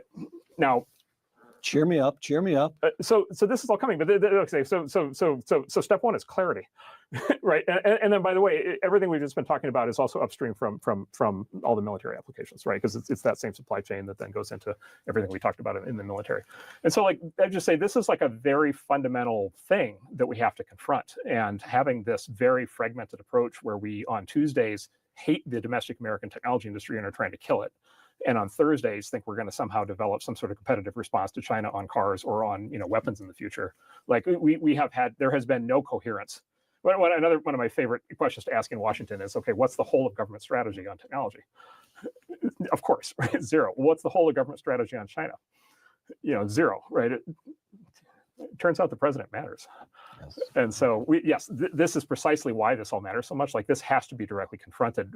We and our companies are enthusiastic at signing up to solve these problems. And the president we need a government that wants to work with us in this. Donald John Trump is alive to all of this. Yes, yeah, 100%, no question. And he is, and then his people are, and this stuff they understand. Mark, you know, David Sachs. Is there IP theft here? Did they steal some of what they were able to scale up here from us? And do we need to close the doors on what we're doing in terms of invention and technology? Goes both ways. Well, it's possible. There's a technique in AI called distillation, which you're going to hear a lot about, and it's when one model learns from another model. Effectively, what happens is that the student model asks the parent model a lot of questions, just like a human would learn. But AIs can do this, asking millions of questions, and they can essentially mimic the reasoning process that they learn from the parent model, and they can kind of suck the knowledge out of the parent model. And there's substantial evidence that what DeepSeek did here is they distilled the knowledge out of OpenAI's models. And I don't think OpenAI is very happy about this. And I think one of the things you're going to see over the next few months is our leading AI companies taking steps to try and prevent distillation. And so we'll see if the leading AI companies can prevent distillation by third-party companies. That would definitely slow down some of these copycat models. Elon himself and a bunch of these guys, and Sam Altman, obviously, and they've basically this group of people whenever they did back in the 90s, 2000 and 2010s basically worked. You know, they took over all the global software tech market, and they were the king. They get to decide how to set the standard for software, the operating systems, and if anyone doesn't listen to them, they just ask the U.S. State Department to help and make sure those markets are open. And basically the Chinese market basically shut itself off to the West. And lo and behold, over the next few years, the Chinese ecosystem developed to the point where, you know, ByteDance is outcompeting Meta in its home market, basically. So there was like some type of panic setting in the Western like tech bro space, especially in the Silicon Valley crowd, and so they started to, like, you know, believe that they just needed to achieve this thing called AGI, which means revolutionary salute to our brother James White for the donation to the war chest. Revolution is a way of life. Appreciate the love, family. Salute. Artificial general intelligence. What artificial general intelligence means is that you achieve a type of AI that matches or surpasses humans' intelligence level, right? And once you achieve that, then you win. That's their belief. And so the idea of AGI they've been spending the last few years talking about why they need to invest this much money, and they told the investors this is like the greatest thing ever, because once you have AGI, the possibilities are endless. You can invent this, you can invent that, because AI will just figure it out. Just put it on the computer, AI will just figure it out by itself, like miraculously. Everything will just work like miracles after AGI is achieved, right? And then you can make so much money because you can automate away all the white collar workers and things like that. And so they have this belief that what they need to do is AGI, and they've been spending several years to convince the rest of the world. And now they feel like they're at an existential threat if a company in China can get to same level of AI performance as them and do it at a much lower cost, because then their entire when the Chinese competition doesn't exist, right? Then they can just tell the investors, we need to spend this amount of money, because once we get to this point, there's the possibilities are endless. So even though we're wasting billions and billions and billions of dollars on these chips, don't worry, we'll make it back, because once we get to AGI, everything will be achieved. Every problem in the world will be fixed, and America will win. That's the entire pitch, basically. And but now they're getting to the point where DeepSeek is telling people we trained our model on $60 million of chips, basically. And investors are going to start asking questions like, why are you spending this much money? Because, right, I can tell you right now, the amount of income coming in is minimal in this industry. Not many people are actually paying for AI yet. So if you invested like a lot of money, it may be a good investment in like 10 years time. Like, it takes time for any kind of technology to take hold and make their money back, right? But it's not guaranteed that if you just keep plowing money in there, that you're ever going to get all your money back at the end. But they've already spent so much time building up this hype that their solution to this is, we have to make sure that we win this. And the only thing they can make sure is by not allowing other countries to have access to the stuff. And their latest copium is that, China is making progress because it's using data centers located in other countries, because ByteDance has some data centers, AI data centers in other countries. And if we just take away that, then we can win. And from my point of view, it's really kind of silly, because China does have a lot of a chip supply still, because it does have Huawei. And is this, by the way, sorry to interrupt you, but is this related tangentially to the TikTok ban? Because one of the argument against TikTok in US is that, well, they will have access to the American user data. Of course, what they tell public is like, Chinese government is gonna know all your personal details. But is it one of the concern that the Chinese will have access to American data to model, to feed into their AI, to train their AI? Oh, there's no doubt there's some concerns in that. Like, if TikTok has everyone's data from around the world, and it has all this like video data, which is a lot of the content creation, right? And they know exactly how people talk to each other, then they can train better voice models. They can train better video models than any of the competitors.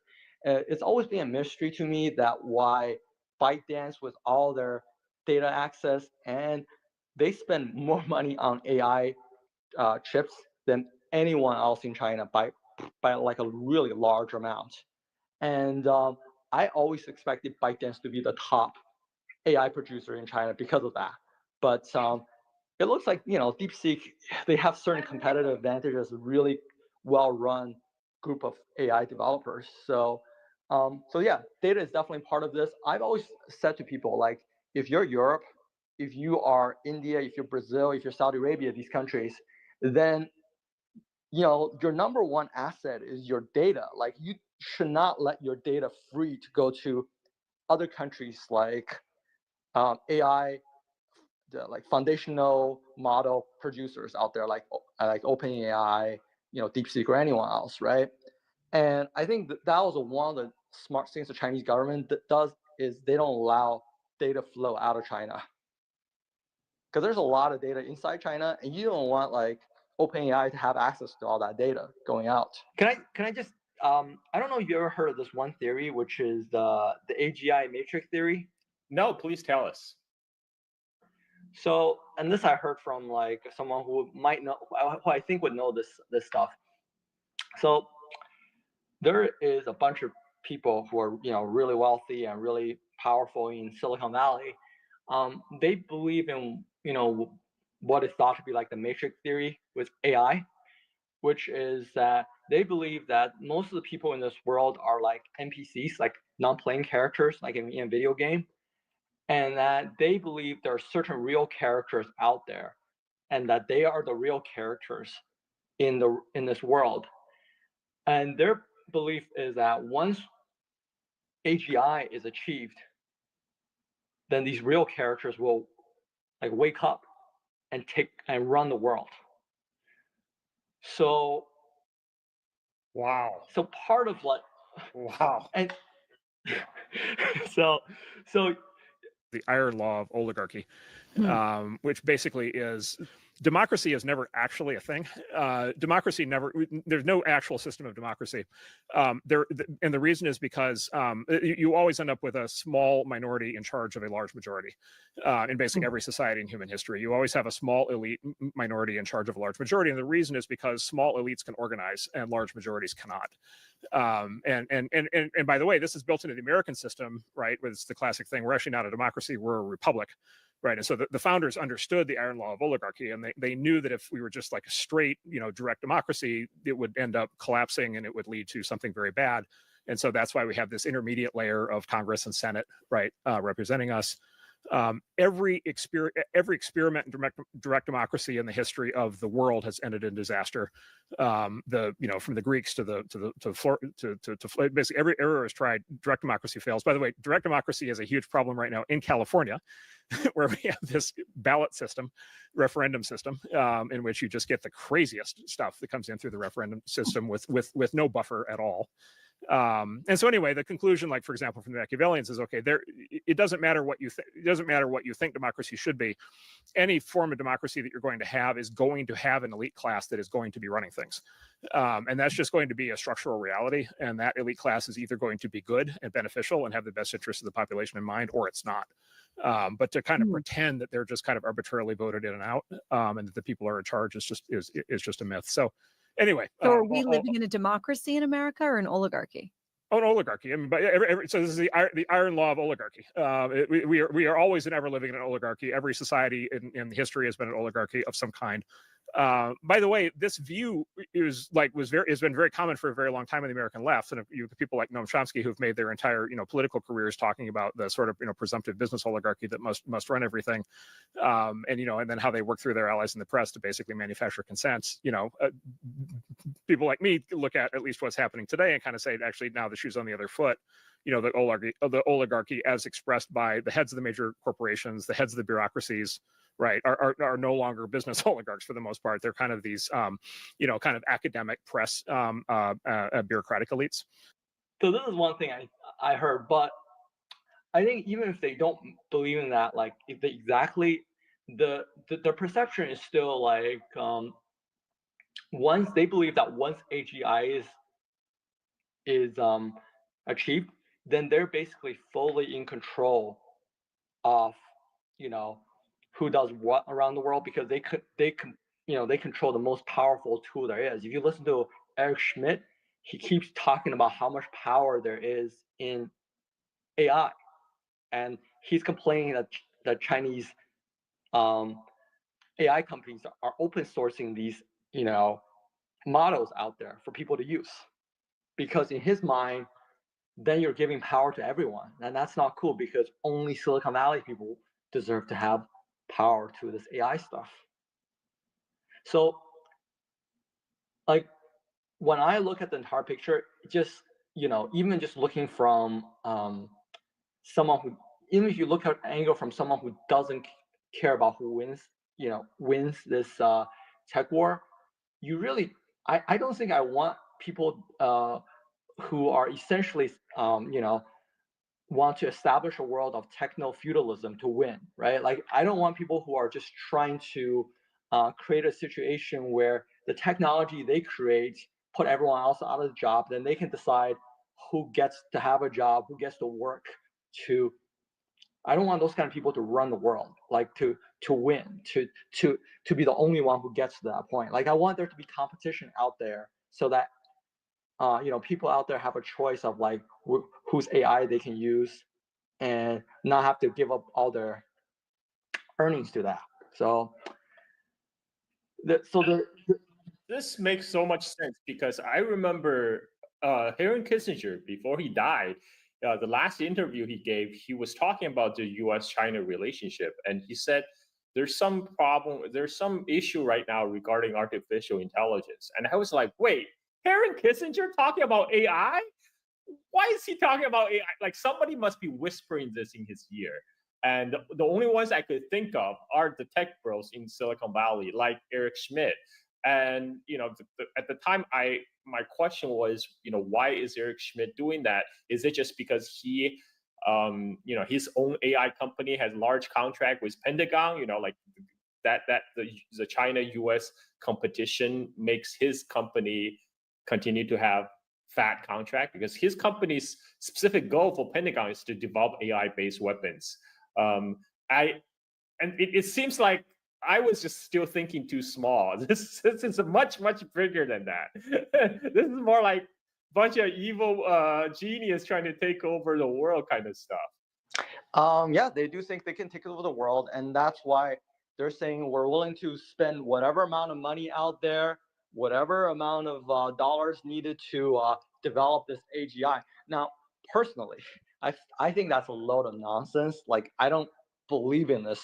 I don't believe in just AGI will solve every problem out there. Obviously, I think AI itself is a very important tool. It's if adapted correctly, it can actually increase workplace efficiency a lot. It can help development of new pharmaceutical drugs. It can help us develop new materials. It's going to help a lot of scientific research, and it's going to make a lot of things in life easier, and it's going to automate away a lot of jobs in other countries. So I think it's very powerful, but there are definitely people out there who attribute even higher power to AI than someone like me would. So this is why there's just so much, it feels like they're willing to burn every other industry, risk everything just to get to, AGI first. Even though the implication of getting to AGI is something that I don't think it's very certain, like getting AGI will mean whatever. So there's a lot of effort. There's a lot of effort put into this, and they're also trying to sell how close they are to AGI to investors so that they can get more money, to fund even more research so they can actually get to AGI. So basically, they thought Terminator and Skynet is just around the corner, and if United States develop first, or which they will control, China will be screwed. So that's why all the chip sanction is just a way to cripple China's progress for a little bit, while US get to the Terminator and Skynet first, and the Chinese will be so screwed. but it looks like it's not panning out as they expected. Yeah, and the thing is, like, I really hate, like, as someone in the industry, I really hate this constant comparison of US and China, because ultimately, if US wins and nobody else, and China's not competing, right? It's not just China that loses. It's every country out there that are looking for things loses because they don't have choice. It's not like if you're UK and US wins, you get anything out of it. That all that happens is all your smart people go to Silicon Valley, and that all your wealth gets slowly sucked away to America, right? Like, that is what happens during like these tech development. And yeah, it's much bigger than that. It's not even just like other country loses. It's the average Americans will lose too, because now they're they're going to lose all their jobs to these Terminator clones, and then they will have to be completely at mercy of these like tech overlords from Silicon Valley. I'm glad you brought up like just the cybernet robots and stuff like that, because I think that is actually another concern for these Silicon Valley people right now, which is like China is clearly so far ahead on the robot dogs, humanoid robot development, and also drones and things like that, right? Whereas like that is clearly a form of AI also. Like them losing AI in anything is concerning to them, right? And they're gonna hype up the threat and whatever. And but you're right also that in general, this is the tech industry already increased the the wealth gap between the rich and the poor in America, right?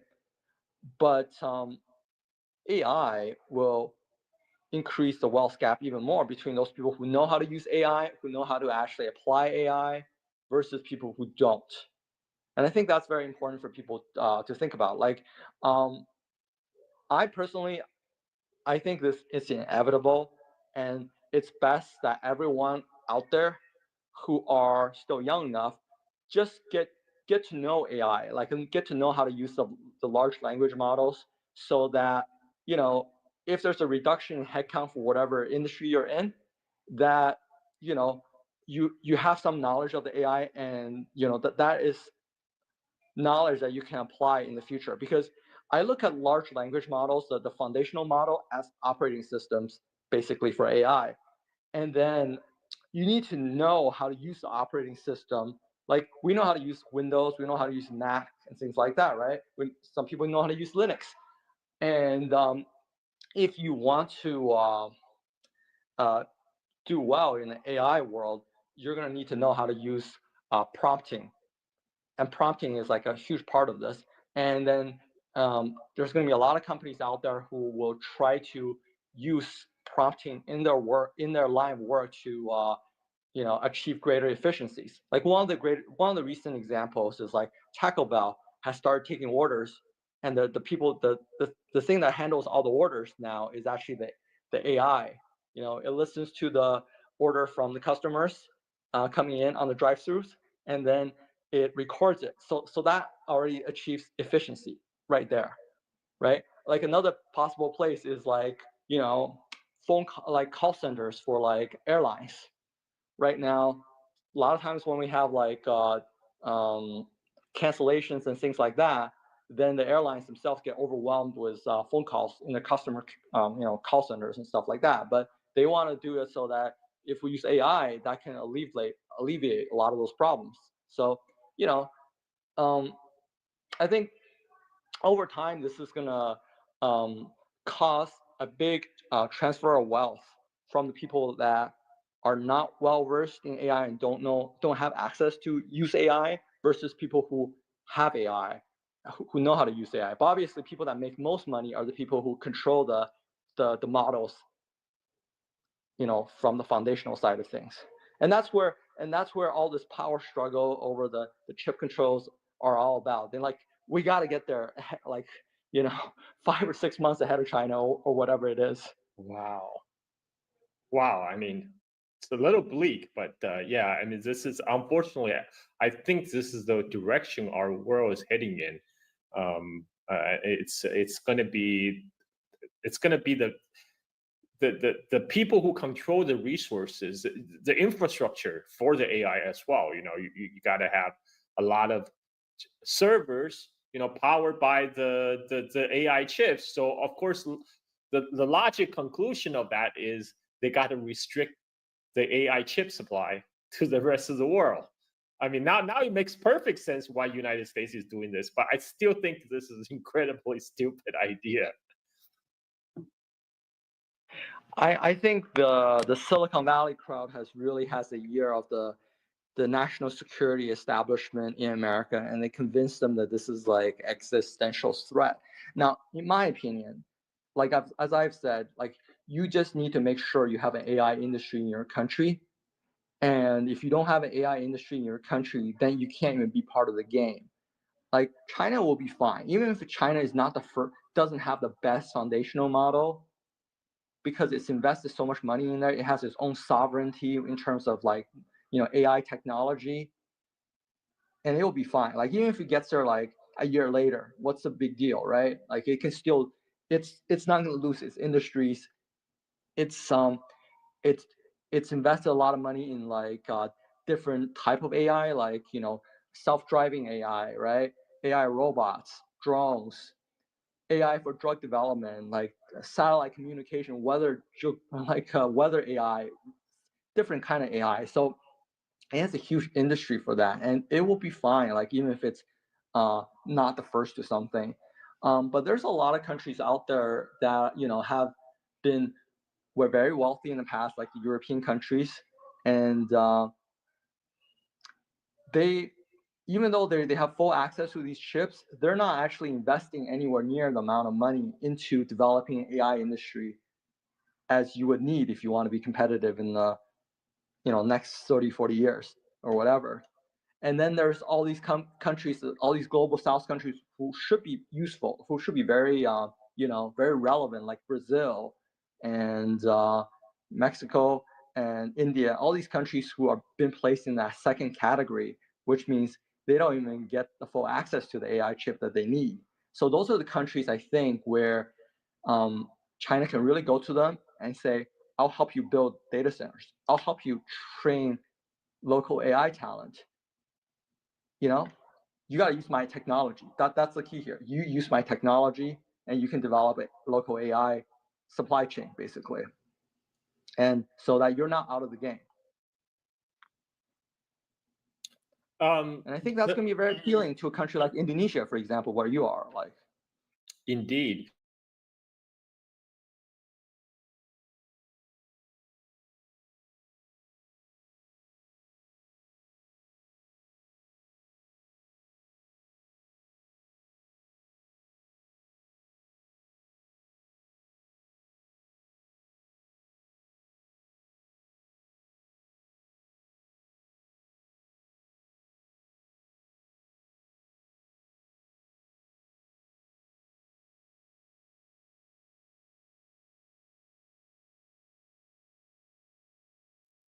Was that all by design also? And of course it was. Mr. George Soros, and he's going to be helping.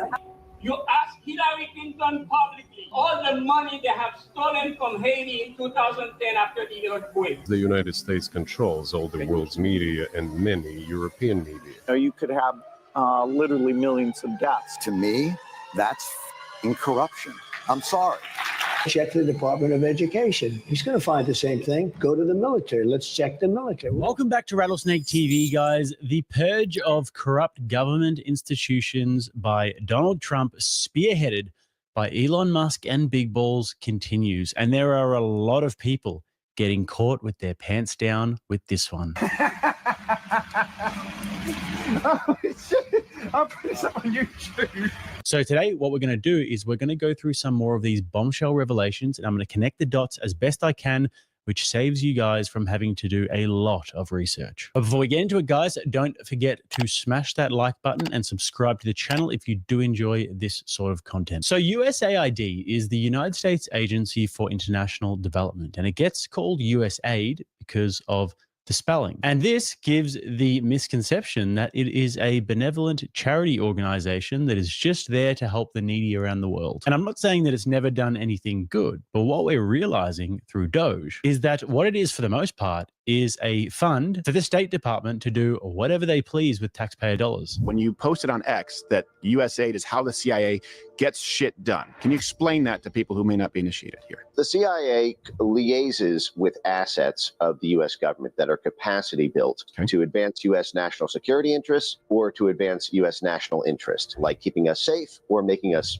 wealthier. The CIA started getting in trouble in the 1960s and 70s with all the scandals of what they were doing, and it moved a substantial amount of its operations into USAID, the humanitarian group. It was a sort of NGO plausible deniability layer. You can think of it as three stools when it comes to advancing U.S. national interests abroad. State Department sets the policy. The CIA will do the operations of telling our assets on the ground what to do and working with them, but none of that works unless those assets are capacity built, meaning they're given money, they're given resources, they're able to beef up their staff. What we do whenever we go into a country is we do what's called the baseline assessment. For example, if we have 14 NGOs in the area and they only have a little bit of money, if the State Department says we need 50, or if the CIA says we need 50, USAID will find a way to multiply those institutions and it will run the money to them. USAID plays that role for DOD, for CIA, and for state, and that's why they've become really the most important institution in American. This is an institution that seems to have almost unlimited funding to be able to do whatever they want to spread their influence around the world and also enrich themselves. In my last video, we discussed how they've been overthrowing foreign governments, controlling foreign media, and also the media within the country, as well as spreading leftist propaganda all around the world and internally. Just one example of this is the churches in the United States that have been corrupted through this funding, whilst also all of the LGBTQ ideas are being exported globally. If these various organizations and institutions around the world are relying on US funding to basically stay in existence, then they will do what they're told. And also, money on a large enough scale can seriously influence culture. Let's have a listen to Mike Benz describing this with Tucker. And the reason why I keep on bringing up Mike Benz is because this is basically his life's work. He's the go-to guy with this sort of information. What was done in this case in Bangladesh, and these leaked documents from the Gray Zone show this, a plan to destabilize Bangladesh politics. They sought the LGBT population to Bangladeshi ethnic minority groups and student groups. They turned around and they took U.S. taxpayer funds and they funded Bangladeshi rap groups to produce songs and music videos insinuating that people should take to the streets and do street protests. This is, for example, how we end up funding terrorist groups and paramilitaries. It's the coalition of the fringes and the extremes and the weirdos and the criminals and the prostitutes. What you're describing that we did in Bangladesh is what's happened here. And so it raises the question, like, was that all by design also? And of course it was. Now, when you hear this, as Tucker alluded to, it kind of makes you wonder, if everything under the sun that reaches a certain level is controlled in some sort of way, then how exactly have the perverse ideas and cultural influences that we've seen over the past few decades been allowed to explode within and saturate our culture? Why do actors and rappers and entertainers and other influencers very often have strange connections to the CIA? And that's a topic for another video entirely. Anyways, what many suspected, but what we're learning is that USAID is in fact a money laundering scheme where the money will be sent to these other places, but then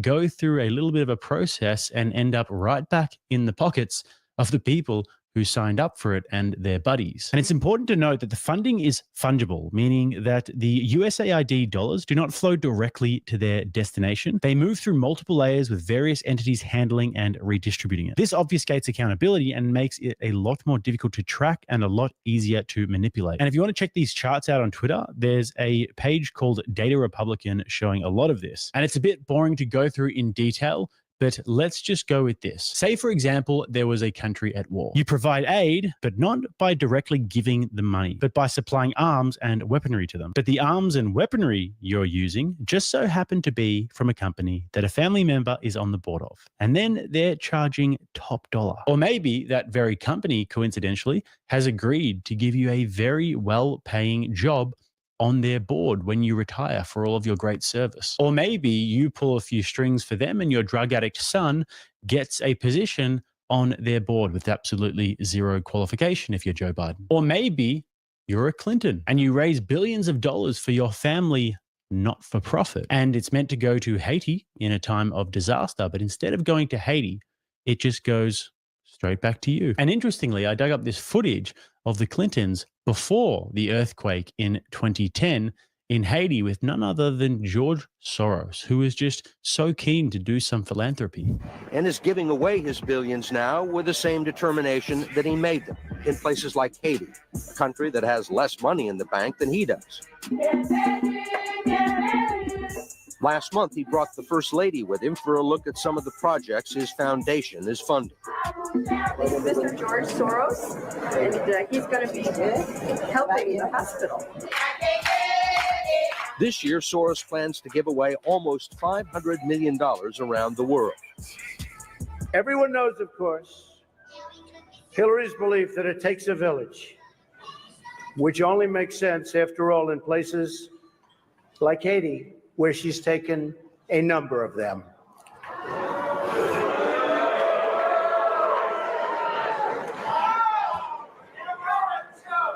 Thank you. Anyways, after the earthquake, former President Bill Clinton was named as co-chair of the Haiti Recovery Commission. At this time, Hillary Clinton was Secretary of State, which would have seen her responsible for channeling US aid to Haiti. But apparently, it never arrived, and the Haitians haven't really forgotten about it. In 2010, the earthquake of Haiti, not only American taxpayers, but the whole world has given billions of dollars to the Clinton Foundation for the Haitians. Not even 2% of that money went back to Haiti. So, Mr. Trump, we are asking you, begging you, the Haitian community will side with you if one day you ask Hillary Clinton publicly to disclose the audit of all the money they have stolen from Haiti in 2010 after the earthquake.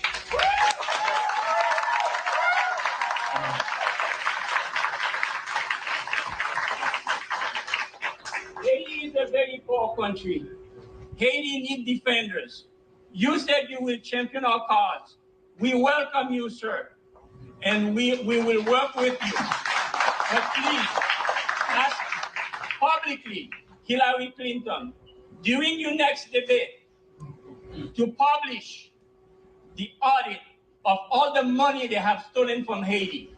Thank you, sir. Chelsea Clinton's foundation also has raked in $85 million from USAID, and some serious question marks about how that got spent. Anyways, these are just a few hypotheticals about how the swamp creatures may or may not be gaming the system. I think Jay Dyer said it well when he said, so all the tax money was just stolen and funneled through USAID, amongst other organizations, to propagandize and mind control the people the taxes were stolen from, as well as the rest of the world. And you might have noticed once or twice that the media seems to kind of be in lockstep, and it seems to have been that way for a little while now. Well, that's because of the aforementioned funding, where they are paid to create and control the narrative and make conservatives and libertarians look like crazy conspiracy theorists. And you guys might remember Putin mentioning this to Tucker in their interview, which has a different ring to it now. Confused. I mean, that's the biggest act of industrial terrorism ever. And it's the largest emission of CO2 in history. Okay, so if you had evidence, and presumably given your security services, your intel services, you would, that NATO, the US, CIA, the West did this, why wouldn't you present it and win a propaganda victory? In the war of propaganda, it is very difficult to defeat the United States because the United States controls all the world's media and many European media. The ultimate beneficiary of the biggest European media are American financial institutions. Don't you know that?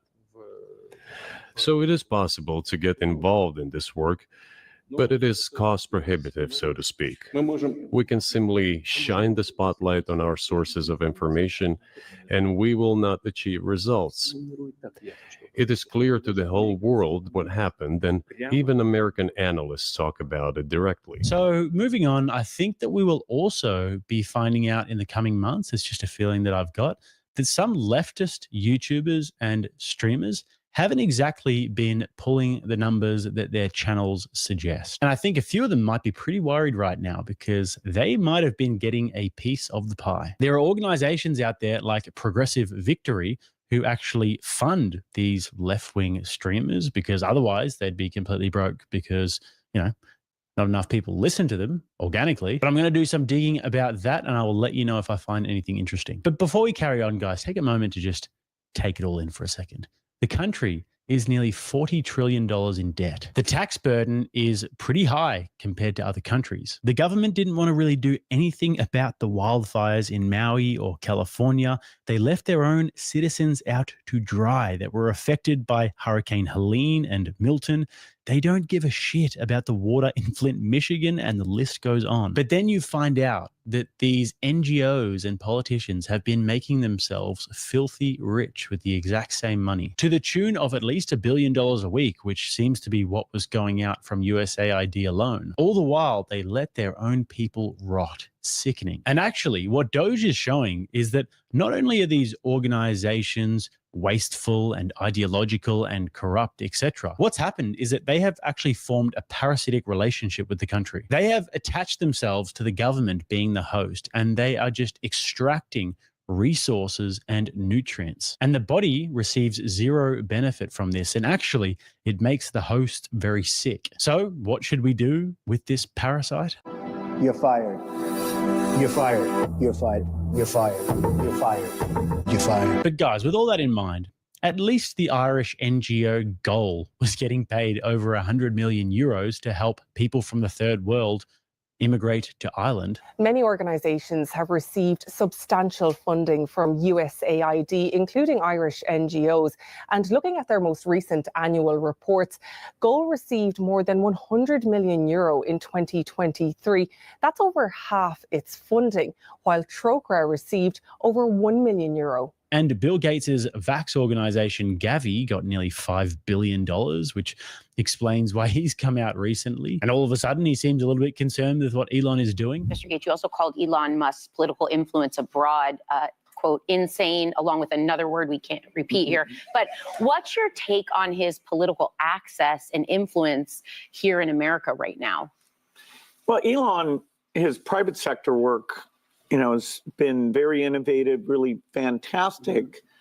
A lot of private sector people, when they get into government, they don't take the time necessarily to see what the good work is or why it's structured the way it is. So I'm a little worried, particularly with this USAID stuff. My foundation partners with USAID on nutrition and getting vaccines out. And, there's incredible people.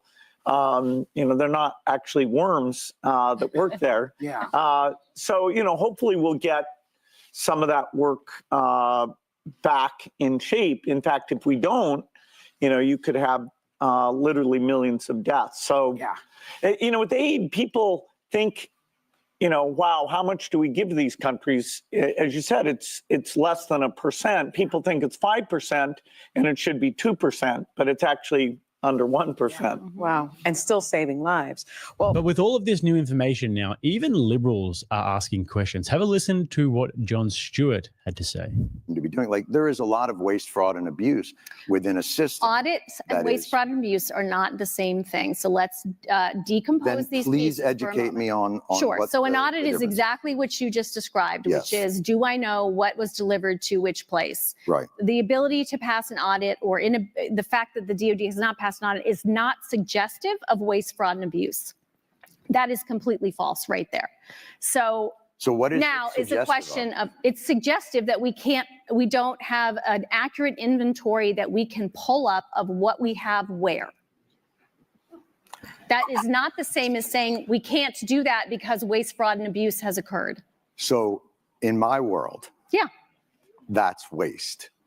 How is that waste? If I give you $1 billion and you can't tell me what happened to it, that to me is wasteful. That means you are not responsible. But if you can't tell me where it went, then what am I supposed to think?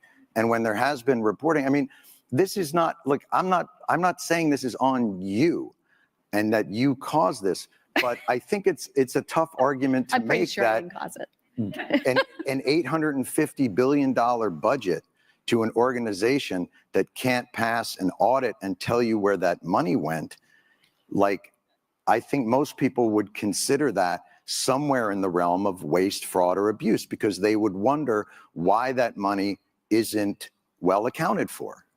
And especially when they see food insecurity on military bases and they see. You want to talk about that? Because that's a good, we should be talking. I mean, Well, I'm trying to understand where you're trying to go other than the dollars, which really bother you. I think it doesn't really bother me. I think it's all connected. Okay. I think tell when me, I tell look. me that story. Tell me how you're thinking about that. When I see a State Department get a certain amount of money and a military budget be 10 times that, and I see a struggle within government to get people like more basic services, and then that department that got that, I mean, we got out of 20 years of war and the Pentagon got a $50 billion raise.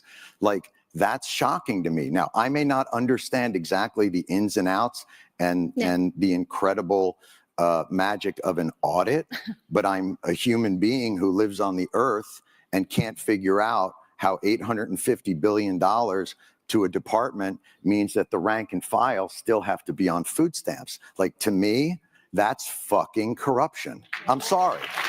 And if that blows your mind, and if you think like that's like a crazy agenda for me to have, I really think that that's institutional thinking, and that it's not looking at the day-to-day reality of the people that you call the greatest fighting force in the world. So I get back to this idea of like, I'm not looking to pick a fight with you, but I am surprised at that the reaction to these questions are, you don't know what an audit is, bucko. Like, that's just weird to me.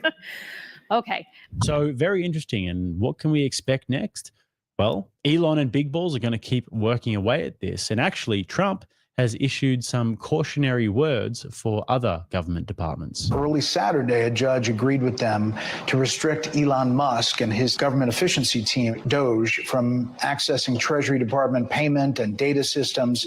They said there was a risk of irreparable harm. What do you make of that? And does that slow you down on what you want to do? No, I disagree with it 100%. I think it's crazy. And we have to solve the efficiency problem. We have to solve the fraud, waste, abuse, all the things that have gone into the government. You take a look at the USAID, the kind of fraud in there. And you found significant things. Well, we're talking about hundreds of millions of dollars of money that's going to places where it shouldn't be going, where if I read a list, you'd say, this is ridiculous. And you've read the same lists, and there are many that you haven't even seen. It's crazy. It's a big scam. Now, there's some good money, and we can do that through any one of a number. I think I'd rather give it to Marco Rubio over at the State Department. Let him take care of the few good ones. So I don't know if it's kickbacks or what's going on, but the people, look, I ran on this, and the people want me to find it. And I've had a great help with Elon Musk, who's been terrific. Bottom line, you say you trust him. Trust Elon? Oh, he's not gaining anything. In fact, I wonder how he can devote the time to it. He's so into it. But I told him do that. Then I'm going to tell him very soon, like maybe in 24 hours, to go check the Department of Education. He's going to find the same thing. Then I'm going to go to the military. Let's check the military. We're going to find billions, hundreds of billions of dollars of fraud and abuse. But I campaigned on this, Brett. So that's it, guys. Let me know your thoughts below, and if you've done any research of your own and come up with any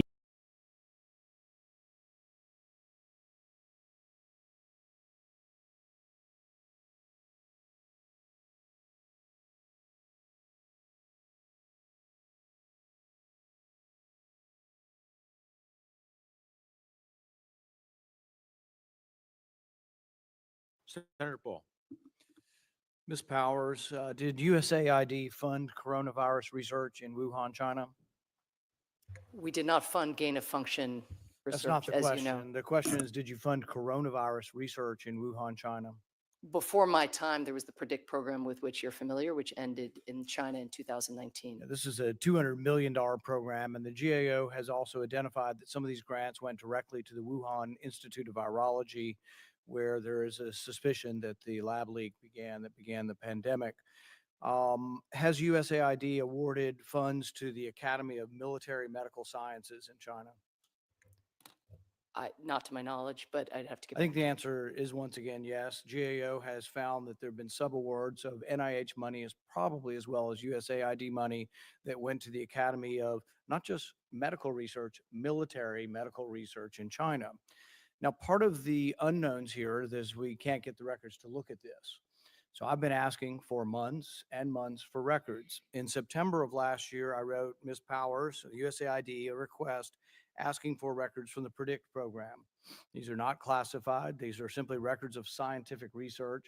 And we want to read the grants to find out what they were doing and whether the research was dangerous or not. The response I got from your agency was USAID will not be providing any documents at this time. They're just unwilling to give documents on scientific grant proposal. We're paying for it. They're asking for $745 million more in money and we get no response. So 2 weeks ago, the ranking member, Risch, myself, and 25 other Republican senators, unfortunately, so far, signed a letter once again. It's still no response. We're not asking for classified information. We're not asking for anything unusual. 20 million people died around the world. You're supposed to be an agency that cares about the death of people around the world. We, talk about starvation and famine, and 20 million people died from a virus, and you won't give us the basic information about what grants you're funding around the world and who you're funding. Should we be funding the Academy of Military Medical Research in China? They're now off limits. But did we fund them? And who was making the decision? You know who ran the PREDICT program? UC Davis. Have you had any conversations with UC Davis about research in China and whether it was advisable? So again, to set the record straight, first of all, the PREDICT program ended in 2019. We have people, and yet it goes on in other forms and other names. That's certainly not USAID program. Well, you have a program called Emergency Pandemic Threats Program still, don't you? If I could just finish in response to the first set of allegations, we have provided hundreds and hundreds of pages of documents related to the PREDICT program for the very reason that you say, because we are in broad Not to agreement. us. We are, again, as I know you had an exchange with Secretary Blinken as well, consistent with longstanding practice. Not going to give them to us. Responsive to the committees of jurisdiction. Not going to, you've been including the consistent Senate. in not giving us any That's information. not true. But what you're We've saying provided is, hundreds of pages in response to the To chair and whom? ranking. to To whom? the Senate, Homeland Security, and Government Affairs Committee, for example. We've had We've been extensive requesting this engagement and with this got none committee. of it. I'm on that committee as well. The thing is what we get from you and from the State Department at large is that if Senator Menendez signs it, you'll give us documents. Until then, you'll give us nothing. And we have gotten nothing, zero. You said will not be providing any documents. I now have 25 senators have sent you a letter and you aren't responding. Well, And will we don't, certainly we respond. want to see the scientific grants. We give you the money, the taxpayers give you the money. We deserve to know where the money went, whether it happened. Look, you're right. It ended in 2019. When did the virus come about? In about 2019. Some of the research proposals that came about in 2018 were Wuhan Institute of Virology asking for money to create a virus with a furin cleavage site in it, a coronavirus, a SARS-like virus with a furin cleavage site. That's exactly what COVID turned out to be. They wanted money to create such a virus. So we want to know, are there other research proposals that you either granted or denied that were on the same veins of creating viruses that could have become COVID-19? We can't tell because you won't give us information. Again, consistent with longstanding practice, we are providing extensive documentation. We have a whole That's team of just people not who do true. nothing other That's than look just back not at true. PREDICT. That is not It true. is factually accurate. That is It not is. The true. fact that- Everything we have asked, we have not gotten. I have not seen one document on the PREDICT program. I understand that, again, consistent with common practice Consistent across that you're not going to give it administration. to any senator. No. We're providing all of the kinds of documentation that you're You are describing. not. You're We being are. dishonest. We- You're being No, I'm dishonest. not. We haven't gotten one scrap of paper from you. Not one Again, scrap of with paper. the committees of jurisdiction, we are providing all of the paperwork that You are you not. requested by the I'm on chair the and other ranking. committee. I'm the ranking member on the other committee, and I haven't seen a scrap of paper from that committee either. Well, that is. See, here's what the I can American tell you what has people, the happened. American Actually, I people, can't tell you what the happens at American the committee. people think this, that because you won't respond and because you respond with a non-response, that you have something to hide. I don't know if you have anything to hide or not.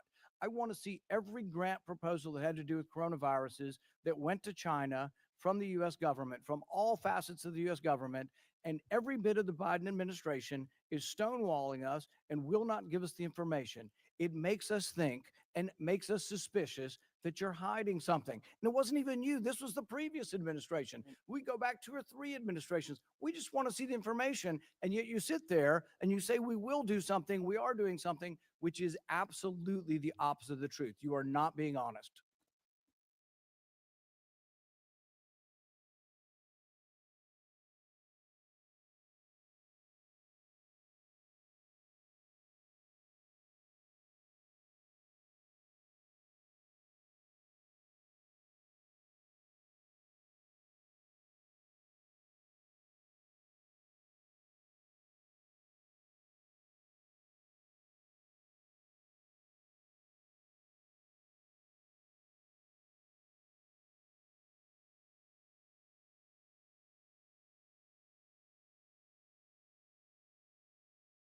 In this video, my friends, this is Tony. Hope you're all doing well. We're going to pick up from where I left off. Over my other channel, I didn't cover every story.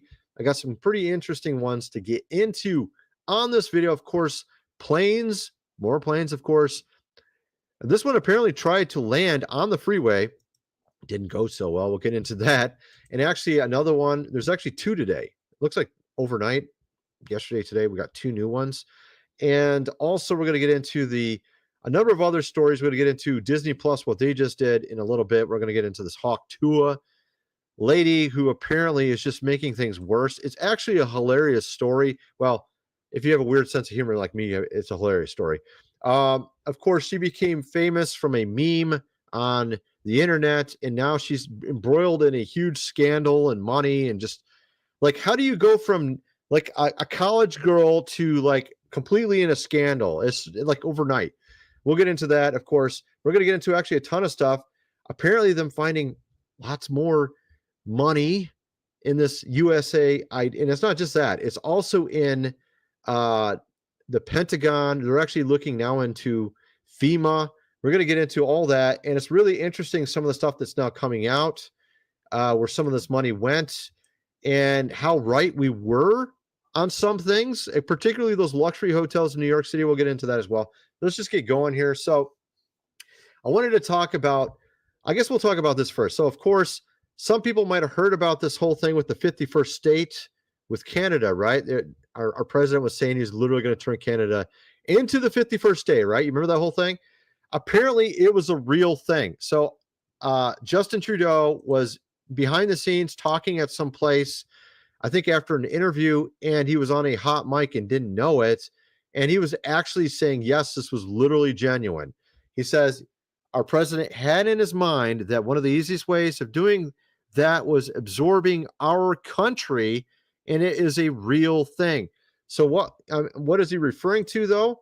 I'm guessing it had to do with probably protection over our entire country and this continent, because he wanted Canada and Greenland, and those are in a sense right next to each other. So he's trying to lengthen out sort of the perimeter of the United States, also be able to watch the waterways around them because of Russia and other countries. He wants to be able to maintain the waterways, and then also it will cut out a lot of extra costs with a lot of the business going on between Canada and America, because there's a lot.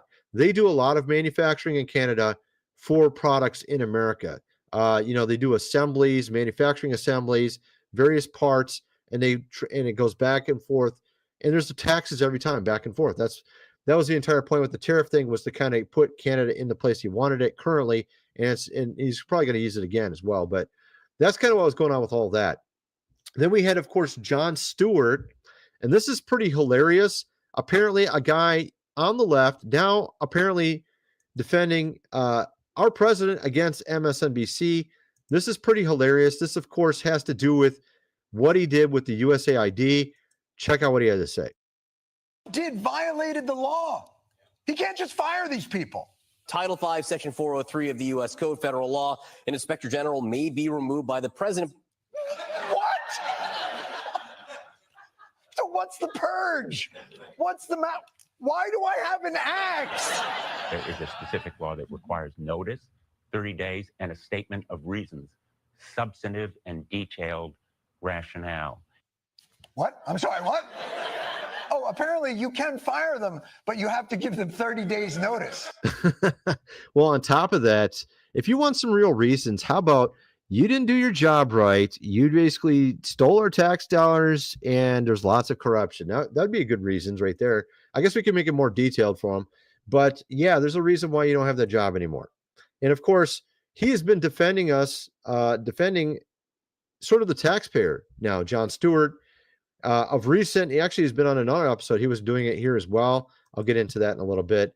But there's actually a ton of stuff we're going to get into in this video. First of all, I got to mention food supply, 25-year shelf life. And we're going to get into, like I said, a ton of stuff. We're going to get into these plane crashes. We're going to get into a number of new things that they discovered. And by the way, we're only 2% into the GOV budget. So just imagine the other 98% they're going to be going through. But before we get into all that, again, and how are they going? What are they going to do? What are they going to do when we start getting into the other 98%? I'd probably retaliate, probably start thinking of things to do, right? So it's wise to be prepared for whatever's next. Link is in the description. 4 weeks worth of food for $197 in case you can't get to a Walmart because there's mostly peaceful things going on in your city, right? You never know what will be next. So link is in the description. 4 weeks worth for $197. Never know when you might need that. Of course, also this book here, The Lost Ways, How Your Great-Great-Grandfather Lived Without Electricity, How to Build a Cellar, Do Things Around the House like they did in the good old days, hundreds of pages illustrated. You're going to definitely need that book before something happens. You ain't going to love it when you're in the dark for 2 weeks and you don't have that book. You're not going to be able to find it at Walmart unless you got like some survival shop around the corner. You're probably not going to be able to buy it. $37, get the printed version. Link is in the description. Of course, also, if you're interested, we have 4 seats left now on the NOAA VR investment opportunity. You put $400 in for a seat. You will get a piece of the 20% NOAA VR profits when the game is released. Of course, we're planning to release it this year, okay? And we're getting quite a far along with the game. We're about 75% done with it. Although, again, we have to do beta testing. We got to do all this stuff. And the levels are amazing. Honestly, I love the first level idea. It has to do with like a maze. You're going through a maze and the maze changes while you're going through it. There's like minotaurs in the maze. Like you have these weird beings that are in the maze and stuff.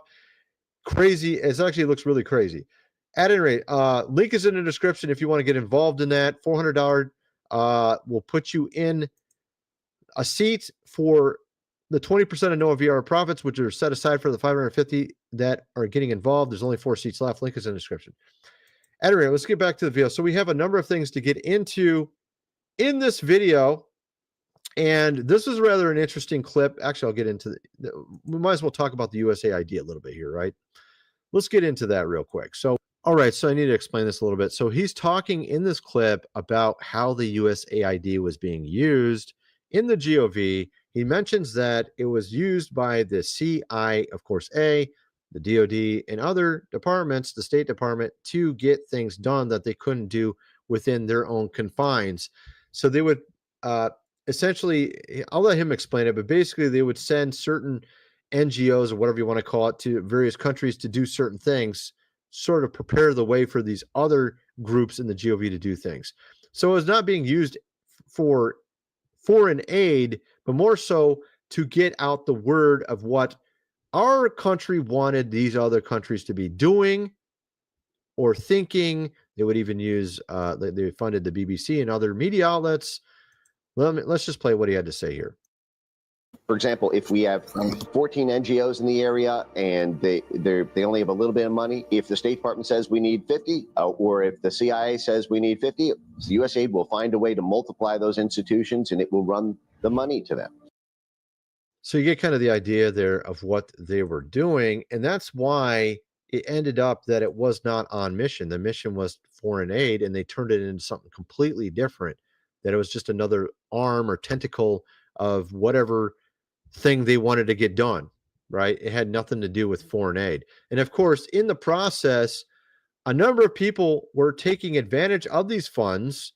For example, here you have Chelsea. She might look a little familiar. Daughter of one of the presidents, uncovered that USAID had funneled $84 million in Haiti relief funds to her. $3 million went to a wedding, $10 million to a luxury mansion. Meanwhile, Haiti got nothing. And this is what's interesting, because we have a clip back here of them saying this. I think, was it right here? Oh, no, it's right here. Let's play this. This is kind of interesting. Check this out. Publicly, all the money they have stolen from Haiti in 2010 after the earthquake. The United States controls all the world's media and many European media. You could have literally millions of deaths. To me, that's incorrupt. Okay, so a couple things to cover there. You saw the first clip that had to do with someone back so many years ago. I'm not quite sure what year that was, but he's saying that they took the money from the Haiti fund and asked her publicly about it, referring to this family. And this is where a lot of that money went. It went to Chelsea. And he was saying they didn't send any to Haiti. And that was what he was talking about. So that was the first one there. And the second one I wanted to mention was, you saw Billy Boy, the computer guy there, right? Saying that there's going to be millions of people, of course, gone. And this was in an interview on The View where they were talking about, he was talking about them defunding or taking the money or whatever from USAID, and that would cause millions of, you see what I'm getting at? And so some are wondering, is he talking about retaliation here? Because then the very next line, he says that another one of these is going to happen in the next 5 years. 10% chance, he said, of course. I'm guessing more like 100% chance, but he said 10% chance that that's going to happen in the next 10 years. Why would he go from that to this? How does USAID have anything to do with that? Unless he's going to, make sure that happens because he lost his money. He doesn't have his funds anymore for his foundation. So it happens. You see what I mean? I mean, this is what he was basically saying, or at least sounded like he was saying. Of course, you have Jon Stewart on the last clip talking about corruption. And he's just a comedian on the left. And he's like, look, this is ridiculous. What's going on here? And we played the other clip earlier of him joking about it, like them firing all these people, right? So you have that. You have all these different clips. And of course, we have a lot of other stuff coming out as well. 93% of USAID funding is estimated to be fraud, apparently. And who's the top recipient? Oh, that family. Oh, my goodness. No way. And of course, that money was supposed to go to Haiti. It's a Haiti relief fund, not a Chelsea relief fund, like the Chelsea Prosperity Fund, I guess, apparently is what they should have named it. But yeah, so you have that as well. What was that? I don't even know why that's. Yeah. Oh yeah. I wanted to play this. Let me play this. This is really good. This has to do with churches also involved. Apparently, we got churches involved. Yeah, churches getting that money on the dole. Also, apparently, I wanted to show you that as well. I think we got it right here. Okay, here we go. Around the world and internally. Just one example of this is the churches in the United States that have been corrupted through this funding, whilst also all of the LGBTQ. So interestingly, churches were getting money also from this USAID. And also interestingly, today, a minister came out talking about how we need to act because they're stealing our money. And of course, then he tries to make it sound like they're taking your Social Security or Medicare or some Medicaid or something. No, he's taking money from those that are using it for bad, of course, reasons, fraud. And here you have this minister talking about this. Check this out. An attempt to take us back to a day that we do not want to go and we will not go. So therefore, there will be conflict. I pray that the peace of God will win out and overcome the madness that is attempting to take over this nation. And I will say to you, beloved, no one. And he's saying, and he goes on to say that they're trying to take your Social Security. He literally says that in the sermon. And he's talking about the USAID.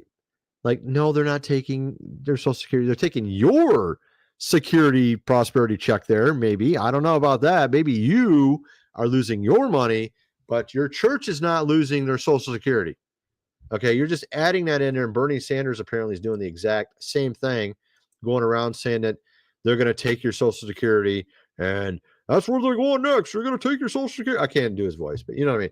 You know how he is. Of course, interestingly, he said while he was put on the spot that he did not get any funding from anybody except for hardworking blue-collar donors. None of this $2 billion from pharmaceuticals. That's not real. Everybody knows you're on the dole, bro. You can pretend that you're not, but everybody can see through it. He's pretending like he's standing for the working man while taking this big money paychecks from various, of course, organizations, companies, funds, whatever. Get that extra money. That's how they become multimillionaires. 50 million, 100 million off a 200 or 150,000 a year paycheck. They somehow become $100 million, you know what I mean? Like where is this all coming from? And of course, he's complaining a lot now ever since the USAID got closed down for the most part, or actually got moved. He got moved under the State Department, I think it was. And a lot, 90 some percent of the workers got let go. They've already found 64 billion in waste. That's from like a day or two ago. Yeah, it's like 3 days ago now at this point. Who knows? Maybe they're at 100 billion already. We have a new story, of course, as well. DOJ just discovered that FEMA sent 95 million last week to luxury hotels in New York City for those not so legals. Sent no money to Asheville. It's supposed to be a disaster relief fund. Instead of it going to where it's supposed to, it's going somewhere else. Chelsea, luxury hotels in New York City, someone's bank account, maybe Bernie. I don't know. Who knows where it's going? Maybe Bernie ain't getting any of this. I don't know. I'm sure he's getting something, or he has friends that are getting it because he's talking a lot about it. So he's trying to claim it's Social Security. Oh, he's going to take your Social Security check. Really, dude? Really? More like we're trying to fix the problems that you caused with this ridiculous spending, printing all this money so you could rob more Americans. The real robbing is the inflation. The inflation is from you printing all that money because you apparently didn't steal enough the first time, so you can steal more. This is what's going on. At any rate, of course, they've only went through about 2-3% of all funding so far in the GOV. Again, that USAID is only about this size. Office of Personnel Management is about the exact same size, 1.8% of the GOV. They're now going through the Department of Defense, from what I understand, 15.9%. So that's going to be a big one. We'll see how that turns out, how much they'll find there. We already found one, apparently sending money to luxury hotels in New York City for the not-so-legals that are not even supposed to be here in the first place.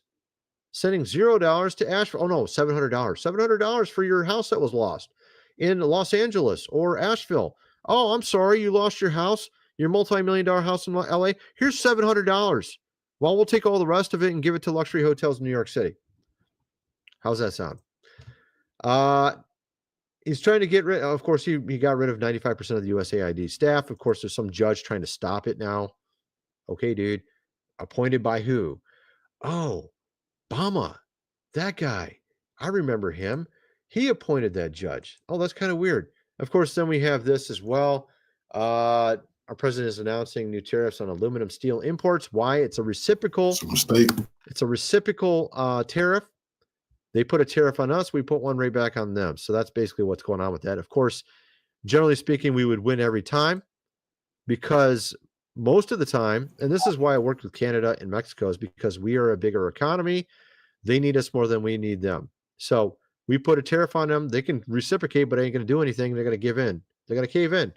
Almost in every case. I can't think of any right off the top of my head, but there might be a couple cases where we'd want to back out, but I can't think of any because we're the biggest economy. We're the one buying the most stuff.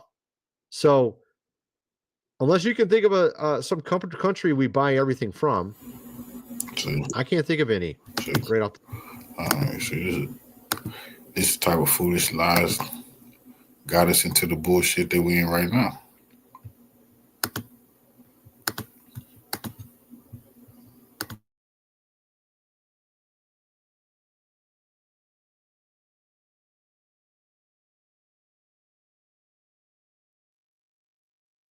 In a significant escalation of trade protectionism, U.S. President Donald Trump has announced plans to reintroduce and expand tariffs on imports of steel and aluminum. These new duties, 25% on steel and additional tariffs on aluminum, would come on top of earlier measures. The president has also signaled the creation of a reciprocal tariff system, intended to impose parallel rates on imports from countries that maintain higher tariffs on U.S. goods. Trump's statements have sparked immediate criticism from key U.S. allies and trading partners, notably within the European Union. The European Union and Canada, as two of the United States' largest trade partners, collectively import over $550 billion worth of U.S. goods annually. Any coordinated trade response from these economic powers, whether through tariffs, regulatory measures, or shifts in sourcing, could have a significant impact on U.S. exports and industries. Before diving into the EU's leader reaction and retaliation measures, let's first discuss President Trump's Today statement about the annexation of Canada and Canadians' reaction. In a recent interview with Fox News, President Donald Trump reiterated his proposal for Canada to become the 51st U.S. state. He stated, "I think Canada would be much better off being the 51st state because we lose $200 billion a year with Canada, and I'm not going to let that happen." Trump also criticized Canada's reliance on U.S. military protection, saying they don't pay very much for military, and the reason they don't pay much is, that's not an assumption they can make. Why are we protecting another country? In a related development, during a pre-Super Bowl interview, President Trump suggested that Canada is not viable as a country without U.S. economic support and military protection. He proposed that Canada could become the 51st U.S. state, asserting that such a move would resolve trade imbalances and benefit both nations. Canadian Prime Minister Justin Trudeau responded by expressing a sense of betrayal, emphasizing the close historical ties between the two countries. This proposal has been met with significant opposition in Canada, with many citizens and leaders rejecting the idea of annexation. In response to recent comments by U.S. President Donald Trump questioning Canada's viability as a nation, Canadian leaders have taken significant steps to reinforce the country's sovereignty and security. NDP leader Jagmeet Singh has strongly criticized U.S. President Donald Trump's recent announcement of imposing 25% tariffs on steel and aluminum imports, including those from Canada. In response, Singh has called for a 100% tariff on Tesla imports, targeting Elon Musk, a prominent supporter of Trump's policies. Singh stated, "We know that the billionaire buddy of Donald Trump, Elon Musk, is a driving force behind the 51st state, so let's punch back against him." He emphasized the need to send a clear message against such actions. Additionally, Singh advocates for reinstating and increasing the federal rebate on electric vehicles, proposing up to a $10,000 rebate for Canadian-made vehicles to support domestic manufacturing. Stéphane Dion, Canada's ambassador to France, responded to President Trump's remarks by affirming Canada's strength and sovereignty. He challenged the notion of Canada's non-viability, stating, "If Canada isn't a viable country, show me a viable country." Dion further emphasized that such threats are unprecedented and violate international norms, including the United Nations Charter. He underscored Canada's commitment to its sovereignty and the importance of upholding international law. On Sunday night, Industry Minister François-Philippe Champagne emphasized the integral role of Canadian steel and aluminum in supporting key U.S. industries, including defense, shipbuilding, and automotive manufacturing. He stated, "Canadian steel and aluminum support key industries in the U.S. from defense, shipbuilding, and auto. We will continue to stand up for Canada, our workers, and our industries." Catherine Cobden, President and CEO of the Canadian Steel Producers Association, CSPA, has expressed deep concern over U.S. President Donald Trump's recent announcement to impose 25% tariffs on all steel and aluminum imports, including those from Canada. She emphasized that such tariffs would be devastating and pose significant challenges on both sides of the border. In the event that an exemption cannot be secured, Cobden advocated for immediate and decisive retaliatory measures. She stated, "Targeting Canadian steel and aluminum is completely unfounded and unjustified, and we must take immediate retaliatory measures." Pierre Poilievre, leader of Canada's Conservative Party, announced a comprehensive plan to bolster national defense, particularly in the Arctic region. His strategy includes establishing a new Arctic military base. This initiative aims to enhance Canada's military presence in the Arctic, a region of increasing strategic importance. It also includes doubling the Inuit Rangers. Poilievre plans to increase the number of Inuit Rangers from 2,000 to 4,000. These Rangers play a crucial role in patrolling and securing the vast Arctic territories. To strengthen Arctic operations, the plan includes procuring 2 more polar icebreakers. To fund these initiatives, Poilievre proposes significant cuts to foreign aid, which amounted to approximately 16 billion Canadian dollars in the 2022 to 23 fiscal year. He emphasized reallocating resources to address domestic defense needs, stating that the cuts would target wasteful and corrupt foreign aid grants. This move also addresses criticisms from the U.S. regarding Canada's defense spending and aims to counter potential Russian threats in the Arctic. Conservative leader Pierre Poilievre criticized the tariffs and outlined his approach if he were prime minister. He stated, "I would implement matching tariffs on American steel and aluminum and direct the revenue back into Canada's steel and aluminum industries." Poilievre also suggested that any surplus revenue could be used for broader tax relief, aiming to mitigate the impact on Canadian consumers and businesses. Ontario Premier Doug Ford condemned the tariffs as unjustified, unfair, and frankly illegal. He warned that such measures would harm both Americans and Canadians, stating, "It's unfortunate, we don't want to do it. We'd rather have a strong trading partner with the U.S., build an AMCAN fortress." Ford emphasized the desire to strengthen trade relations, focusing on increased exchange of products like critical minerals and oil. EU's retaliations. European Commission President Ursula von der Leyen has again warned that the EU will respond decisively if subjected to unfair or arbitrary measures. The Commission emphasized that the EU sees no justification for the imposition of tariffs on its exports and is prepared to react to protect the interests of European businesses, workers, and consumers from unjustified measures. In a recent interview with CNN, French President Emmanuel Macron addressed former U.S. President Donald Trump's announcement of imposing 25% tariffs on steel and aluminum imports. Macron emphasized his readiness to confront such measures, stating, "I already did so, and I will do it again." He highlighted the potential adverse effects of these tariffs, noting that they would not only harm European economies but also lead to increased costs and inflation in the United States. Macron questioned the desirability of such outcomes for the American populace, suggesting that higher prices resulting from tariffs might not align with their interests. Macron further argued that the European Union should not be the primary focus of U.S. trade actions, pointing out that Europe is an ally to the United States. He suggested that the U.S. should prioritize addressing trade issues with China instead. Macron stated, "Is the European Union your first problem? No, I don't think so. Your first problem is China, so you should focus on the first problem." He also warned that imposing tariffs on various sectors would increase costs and create inflation in the U.S., questioning whether this aligns with the desires of the American people. Macron emphasized the interconnectedness of the global economy and cautioned against actions that could disrupt this balance. French Foreign Minister Jean-Noël Barrot has strongly criticized former U.S. President Donald Trump's recent announcement of imposing 25% tariffs on steel and aluminum imports.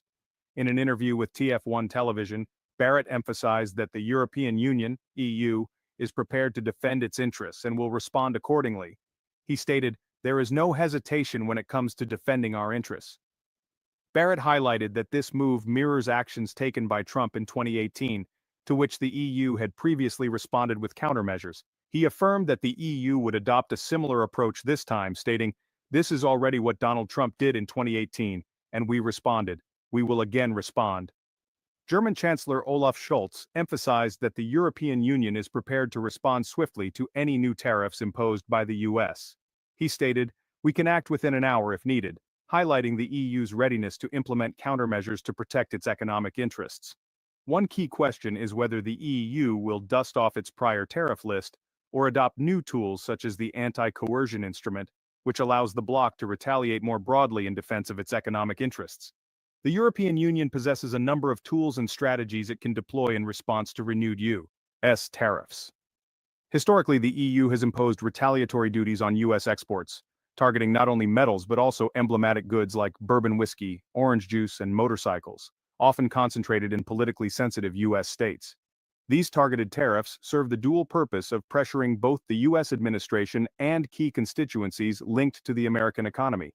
Should the U.S. proceed with additional steel and aluminum tariffs, the EU can quickly reinstate and expand such rebalancing measures, potentially inflicting considerable economic and political damage on specific U.S. industries.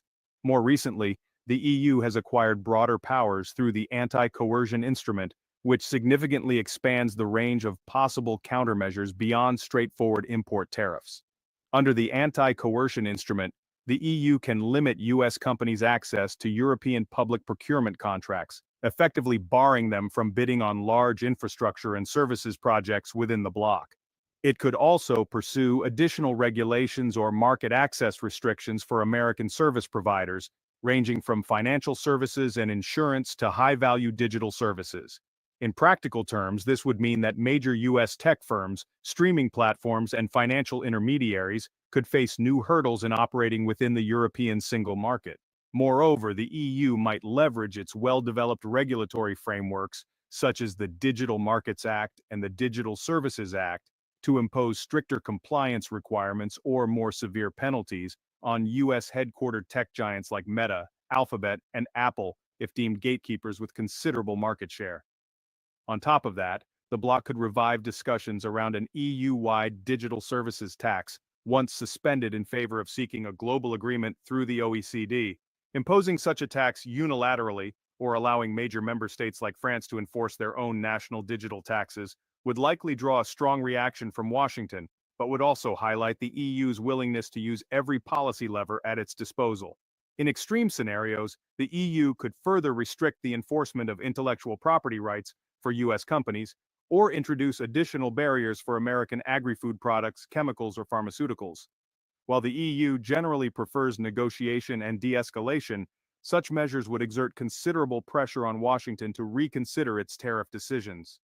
Given the size and importance of the transatlantic trading relationship, valued at over $1 trillion in goods and services annually, any major move by the EU has the potential to reverberate globally and force a recalibration of the U.S. approach. Ultimately, these combined options reflect a European determination to signal that unfair or unilateral tariff hikes from Washington will not go unanswered. Let's take a quick pause. If you've enjoyed the video so far, could we ask a small favor? Hitting the like button helps us reach a broader audience, and sharing your thoughts or feedback in the comments makes an even bigger impact. Thank you for watching. Now, let's dive back in. The new tariff proposal. Trump's revived initiative involves a 25% tariff on steel and an as-yet undisclosed tariff on aluminum, imposed on top of existing metals duties. He has also threatened that these charges will apply globally, including to longtime U.S. allies in Europe and North America. Compounding matters is Trump's call for a reciprocal tariff system aimed at matching each trading partner's rates for incoming U.S. goods. The president has repeatedly voiced frustration with the EU's 10% tariff on automobile imports, comparing it unfavorably to the United States' 2.5% car tariff. However, critics note that the U.S. imposes a 25% tariff on imported pickup trucks, one of the most profitable automotive segments in the U.S., showing that the discrepancy is not as straightforward as Trump portrays. This renewed pressure on steel and aluminum particularly affects key U.S. suppliers such as Canada, which provides 79% of primary aluminum imports, and nations like Brazil, Mexico, South Korea, and Vietnam, which also export substantial amounts of metals to the United States. Trump has not clarified whether he would maintain duty-free exemptions and quota arrangements established under the Biden administration, leaving many exporters, along with American businesses that rely on steel and aluminum inputs, in a precarious position. Previous trade conflicts. Trump's first term was characterized by a wave of tariffs on steel and aluminum imports. In 2018, he imposed duties of 25% on steel and 10% on aluminum, a move designed to protect American metal producers. While the administration initially applied these duties universally, it later granted exemptions or created quota agreements for several partners, including Canada, Mexico, and Brazil. Although these measures temporarily boosted U.S. steel mill capacity utilization to levels above 80% in 2019, the effect was fleeting. Global price pressures, largely due to China's dominant role in steel production, soon pushed prices downward, and many of the initial gains for U.S. steel and aluminum producers dissipated. The Biden administration, in contrast, sought to reduce tensions by negotiating duty-free quota arrangements with Britain, the EU, and Japan. These talks eased many of the retaliatory measures that had been triggered by the original tariffs. measures which had caused particular friction with the EU. As a result, several planned EU duties on U.S. goods such as bourbon whiskey were suspended.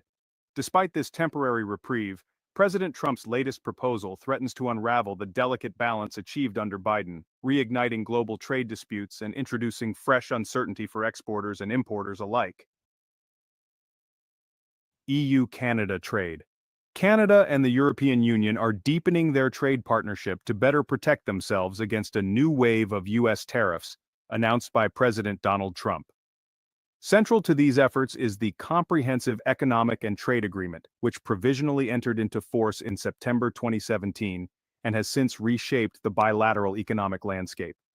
With continued volatility in U.S. trade policy, including threats of steep tariffs on Canadian exports, the EU and Canada see an opportunity to solidify their ties, diversify markets, and diminish the potential damage arising from the latest round of American protectionism. Canadian Trade Minister Mary Ng's recent trip to Brussels underscored this renewed commitment to broadening economic collaboration with Europe. During her visit, she highlighted Canada's ambition to move beyond its traditional US-centric trade focus, citing the growing risks posed by Washington's unpredictable tariff and border policies. Although the US remains Canada's largest trade partner by a wide margin, the tense state of North American relations has accelerated Ottawa's desire to open new market channels. CETA, in particular, provides the legal and institutional framework to cement these ties, having boosted two-way trade between Canada and the EU to a record of approximately 100 billion Canadian dollars in 2021, an impressive 33.7% increase from 2016 levels. A substantial portion of this growth comes from Canadian exports of merchandise to the EU, which jumped by nearly 46.4% over the 5-year period to reach 32.5 billion Canadian dollars in 2021. EU exports to Canada have also risen significantly, benefiting from lower tariff barriers, streamlined customs procedures, and an expanded range of sectors eligible for preferential treatment. Despite these successes, Minister Ng acknowledged that the utilization rate of CETA preferences by Canadian exporters was only 57% in 2020, indicating that many businesses, especially small and medium-sized enterprises, remain unsure of how to navigate the agreement's technical procedures. Part of her discussions with EU officials focused on simplifying red tape, raising awareness of export opportunities, and better supporting SMEs through dedicated financing and advisory programs. Canada's emphasis on SMEs is no coincidence. Over 98% of Canadian businesses fall into this category. Many have yet to capitalize fully on CETA's potential. To address this, Ottawa has ramped up initiatives like the Can Export SMEs program, which offers up to 75,000 Canadian dollars to help smaller firms develop and execute export strategies. During the COVID-19 pandemic, this program adapted by underwriting virtual trade missions, assisting with digital marketing campaigns, and absorbing some of the costs related to meeting new regulatory requirements. By making these resources available and straightforward to access, Canada hopes to encourage more of its small businesses to enter the European market rather than depending too heavily on the United States. Another component of the evolving Canada-EU trade relationship is the focus on critical minerals, which are essential for producing everything from electric vehicles to renewable energy systems.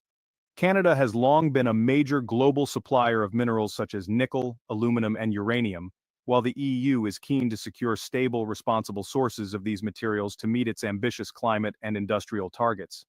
In 2021, Canada and the EU established the Strategic Partnership on Raw Materials, and further discussions in February 2024 reinforced their joint commitment to building resilient, diversified supply chains that reduce reliance on geopolitical rivals.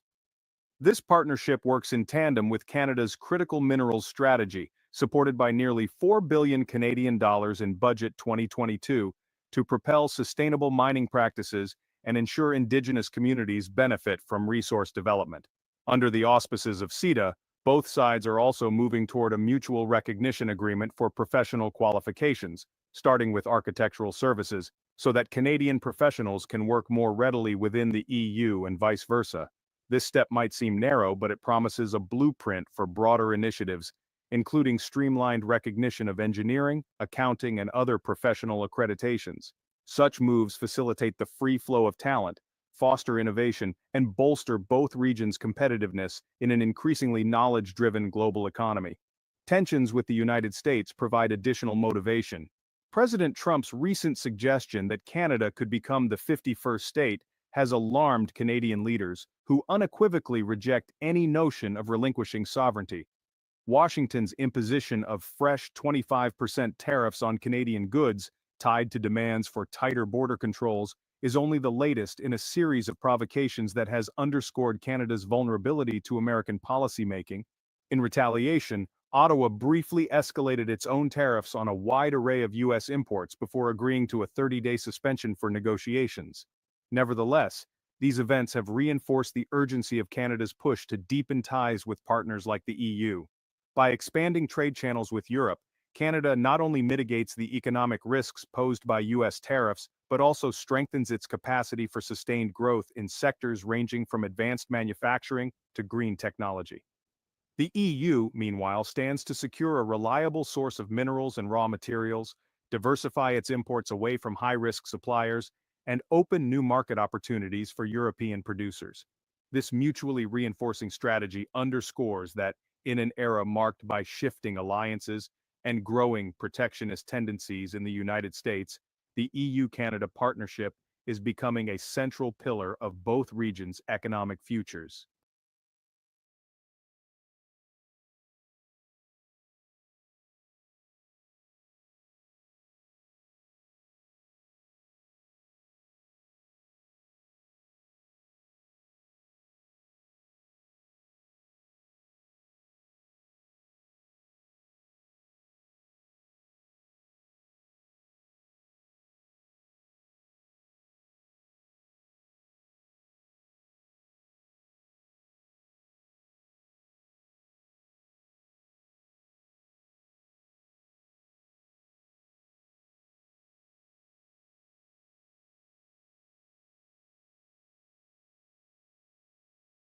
Disturbing videos, strange and odd news stories, and as always, let's go ahead and get right into today's video. What is going on in the aviation world? What is going on in the skies?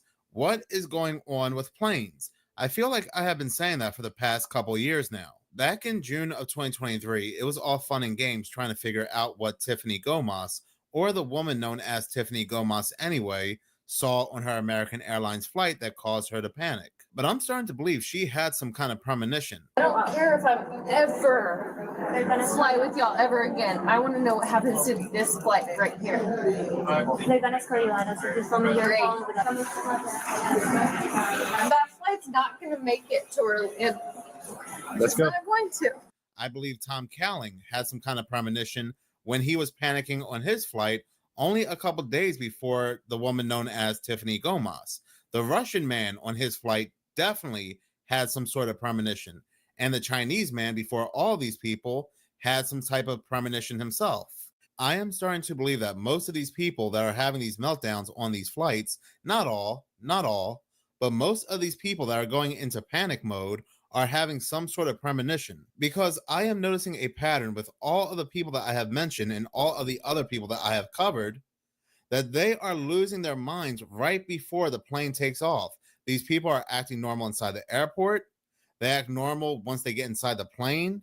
But as soon as they sit down and before the plane takes off to their destination, they start to have some sort of outburst to where the plane has to be delayed. What is interesting is that these incidences where people are losing their minds on these planes, where the planes are having to be delayed, still has not stopped. Listen to this story that I'm reading from Business Insider, which was published today.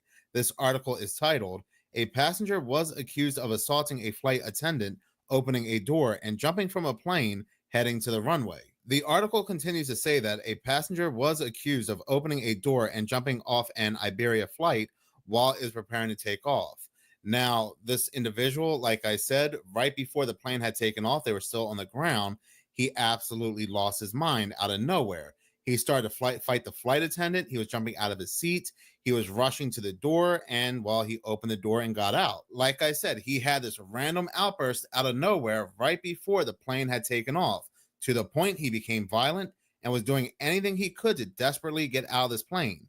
But listen to this. The article continues to say that the plane was about to turn onto the runway when passengers heard a loud sound. So this passenger, he had already left, he had already jumped out, and then shortly after, there was this loud sound coming from the plane. The article continues to say that in a video obtained by the outlet that appeared to have been taken by another passenger, emergency vehicles can be seen surrounding the aircraft.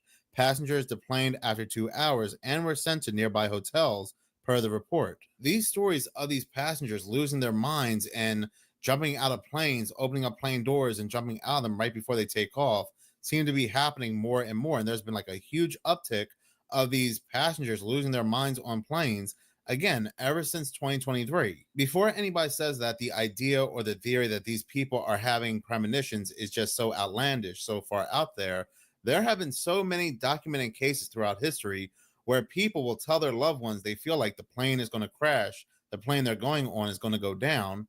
They still go through with it, and these people ended up losing their lives. What is interesting is that 1 year ago, I did a video on the same exact subject. Did she have a premonition? And this again is talking about not just the woman known as Tiffany Gomas, but others as well. And as you can see, the title of this video says, "Major Plane Crash Unavoidable in the United States." And this video goes on to talk about how these people are just losing their minds, and how at the same time, there's news reports coming out of all these near collisions. This video even goes on to talk about how there are a lot of people with a lot of experience, pilots, technicians, and so forth, that are saying that they are seeing so many things currently taking place within the aviation world that they say it's only a matter of when, not a matter of if, that we will see a major plane crash in the United States soon. And look what happened. And this video was only 1 year ago. And the last major plane crash in the United States, besides what took place in January, was back in 2009, 16 years ago. Like I said, there have been plenty of documented cases where people have either dreamt that their plane was going to crash, or they just had this feeling they couldn't get over.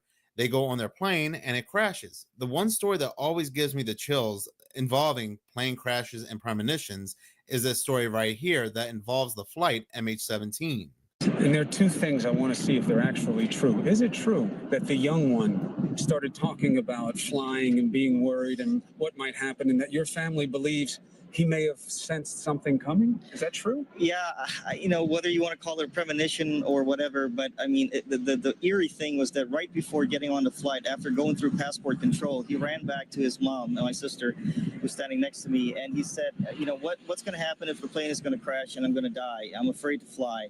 And she said, don't worry, you've flown so many times before on your own. You've been unaccompanied minor on many flights before. You'll be safe. Your big brother is there. Everything's going to be fine. And he said, what's going to happen if I die? And what if God asked me a question? What should I tell him? And so, now that you think back on it, it's just incredibly sad. And I wish we had been able to stop him from getting on. Oh, that you flight. can't do that. I You know, can't do that. I know. Samira, I hope you're not doing that. You know that kids say things all the time. It means something now. But please don't put yourself there. That's not fair to you. And it is true there's a third boy. And there was no seat available on this flight. Otherwise, he would have been on it also. Correct. But he wasn't. He's home. He's safe. He's safe. He's home. But he's, of course, devastated. The entirety of that story is just so sad. And the mother, the woman there with the black hair, she said how her son was just not leaving her side. He was very emotional days before the crash. He was talking about a plane crash. And even the day they were at the airport, he was just turning around and just did not want to leave. He did not want to leave her side. And she kept comforting him, telling him that everything was going to be okay. He still went on board the plane. Now, it's not her fault. A lot of people do not believe in premonitions and superstitions and so forth. But again, you never know when it comes to these other people that they are going with their gut instinct at last moment, and they are doing all they can to get off these flights. These people might be having very horrific visions of the person next to them. They might be seeing their corpse. Who knows? Because in the case of Tom Cowling, he definitely saw somebody next to him that was not normal, that really scared him to the point he jumps out of his seat and the whole flight has to tackle him. And I don't think he's ever been the same. Yes, there are a lot of these cases currently happening. The Iberia flight is only one of many that just happened in the past couple months. And I haven't been talking about them because there's currently a lot of other things going on. but people are still panicking on these flights to the point that, again, these planes are being delayed and they're not taking off when they're supposed to. Now, and at the same time, we are seeing a rise of cases where passengers are losing their minds. They're panicking to get off these flights. At the same time, we are seeing a rise of plane incidents, things happening to planes. Just last week, there was a United plane with its wing on fire. Well, today, there was a Hawaiian Airlines plane with engine troubles. We're learning more about that mid-air scare that happened yesterday in the skies above Oahu. 273 people were forced to evacuate Hawaiian Airlines Flight 22 after smoke began to billow from the plane's left engine. The flight was headed to Seattle around 2 p.m. Sunday afternoon when it returned to Honolulu's Daniel K. Inouye International Airport shortly after takeoff. Those passengers were later loaded onto another plane, which arrived in Washington around 3 o'clock this morning. Now, in a statement, a Hawaiian Airlines spokesperson said, quote, "Safety is our priority, and we apologize to guests impacted by this event and thank our crew for their professionalism." This Southwest story happened yesterday, so I don't know if this happened on the same exact day of the Hawaiian Airlines flight. I don't know if the Hawaiian Airlines flight was today or yesterday, but this also happened on a Southwest flight. Yeah, well, Southwest says that their pilots followed all established protocols, but still there are a lot of questions from passengers about what happened to that engine and why. Everything seemed normal. Christine Buff's travel day out of the Sacramento International Airport started out normal Saturday morning. She boarded her first Southwest Airlines flight to Denver as she headed to Raleigh to see her daughter and 3 grandchildren. The pilot came on as we're sitting on the runway and said that we were cleared for takeoff. It was at that point, she says, she noticed something was off. I smelled something weird. I mean, it wasn't like fresh air or anything. It smelled more like burning wires. As we're on the runway going super fast, as you normally are for takeoff, that's when it went super loud, boom. Buff and another passenger we spoke with said they saw what they thought was fire coming out of one of the engines. I thought at that point, this is it. We're going down and we're going to die. Within 20 minutes of takeoff, Buff says the pilot announced they were turning back to Sacramento so mechanics could take a look at the engine. It's like, what do you do? There's nothing you can do. You're, a couple miles up in the air already? All I could think about was the plane that crashed into the helicopter. That's all I could think about this whole time when I heard that noise. In a statement, Southwest Airlines said the flight made a non-emergency return to Sacramento International Airport to evaluate a possible engine issue. The aircraft landed uneventfully and taxied to the terminal, where customers were accommodated aboard another aircraft to Denver. When we asked about the engine issue, Southwest told KCRA 3 there was nothing notable to report. I just can't believe that this happened. Buff made it to Denver, but missed her connection to Raleigh. Now she's considering other options to get to her family. If I could rent a car and drive, I would, because I'm scared. And we reached out to Southwest Airlines this evening to see what those mechanics who have been looking at those engines have found, but we haven't heard back quite yet. Live at SMF, Peyton Headley, KCRA 3 News. Peyton, thank you. You heard what that woman said at the end. She is absolutely scared of flying, and that is the goal. That is the PSYOP. And I'm sorry, I agree with her. I am not going to be a part of a PSYOP 30,000 something feet in the air because the powers that be, the so-called powers that be, they want to stop people from traveling in 2030. I'll take my chances on the ground when it comes to fighting the PSYOP. You don't believe me? You don't think this is part of the PSYOP to have people scared of flying, to stop traveling? Well, look at these articles coming out. This article is from Live 5 News. This article is titled, "Recent Aviation Disasters Cause Fears About the Safety of Flying." This one from ABC News. "Recent plane crashes induce anxiety for many travelers." This one from USA Today. "Travelers grapple with fears after plane crash. I don't know if I trust being in the air." This USA Today article continues to say that Nadira Reynolds was planning to fly to Las Vegas for her brother's birthday next month, but after a mid-air collision between an American Airlines plane and an Army Black Hawk helicopter near Virginia's Ronald Reagan Washington National Airport on Wednesday, she's not so sure. She continues to say that. This just makes me wary, especially for such a long flight, said the 27-year-old who lives in New York City. And she continues to say that, I don't know if I trust being in the air for that long and going that sort of distance. And that is the common theme in this article, where people who once loved to fly no longer want to fly, or they're scared of flying. And again, that is the goal, to get everybody scared to fly. So when they introduce things like carbon footprints, where you can only be able to fly 2 times in your life, you really have to make it count. Nobody is really going to push back, because they're going to say that, well, I'm scared to fly anyway. I don't see myself flying that often. So 2 or 3 times in my lifetime is more than fine. This news came out today involving a collision between 2 planes at a Scottsdale airport, and one person has unfortunately lost their life. So what is going on here? Well, we know what's going on here, but let's go ahead and play out this news story. Back out to our breaking news now. ABC 15 monitoring developments after a plane crash in Scottsdale. We've learned a jet veered off the runway after landing and crashed into a business jet. Now, the runway where that happened is closed. FAA is temporarily pausing flights into the airport. It's unclear how many people were on the plane. Officials are expected to provide an update at any moment now. We're going to go ahead and listen into that when it happens. But in the meantime, we want to get out to our Lillian Donahue live at the scene. Lillian, what can you tell us? Well, we've been here for about 45 minutes, and we can really see where all of this happened on the tarmac behind me, this runway area. Now, it's still a very active scene as you're seeing this live picture right now. We know that this happened roughly around 2:45 this afternoon. That's what the FAA has been able to tell us.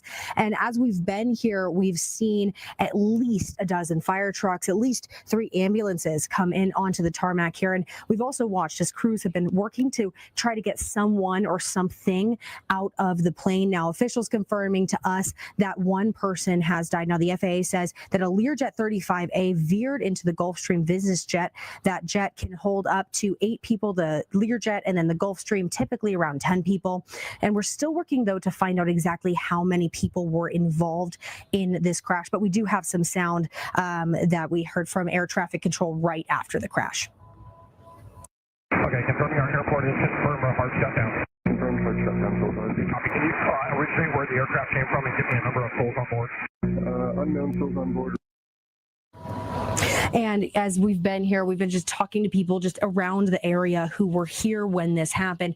Most of them telling us that they have been able to hear something before they even saw something happen here. You know, obviously tires popping, things like that. Certainly a lot of concern, though, for what's going on behind us as we speak. And like you said, that we have a presser coming up soon. Back to you. Lillian, obviously this is a very busy time of year with the Phoenix Open, the Waste Management Phoenix Open just wrapping up, and a lot of private planes there at the Scottsdale Airport because of its proximity. Any insight into who may own these planes or the person who lost their life that was on board? We have been able to identify a tail number that we were able to see on that plane, as well as kind of who owns that plane. However, with a lot of these planes here, a lot of them have different ownerships.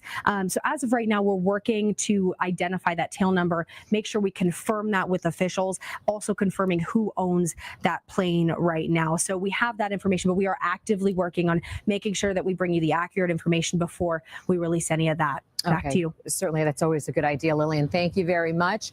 Appreciate your insight and your update from there at the Scottsdale Airport regarding the plane crash involving those 2 jets that happened earlier today around 2:45. We have learned, as Lillian said, that 1 person has died from this. Again, we are waiting for a news conference to get going at any moment. We'll continue to monitor for that in the newsroom and get back to you as soon as we learn more. And it seems like almost every day, especially in 2025, it seems like there is a new story coming out of something going wrong with a plane.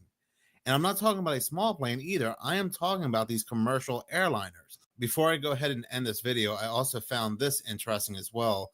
This woman stating that she had a premonition of Flight 800, TWA 800. I had so many dreams about plane crashes. In fact, they were so bad that usually when I would dream the dream, I would be outside of it, looking at it while it was happening.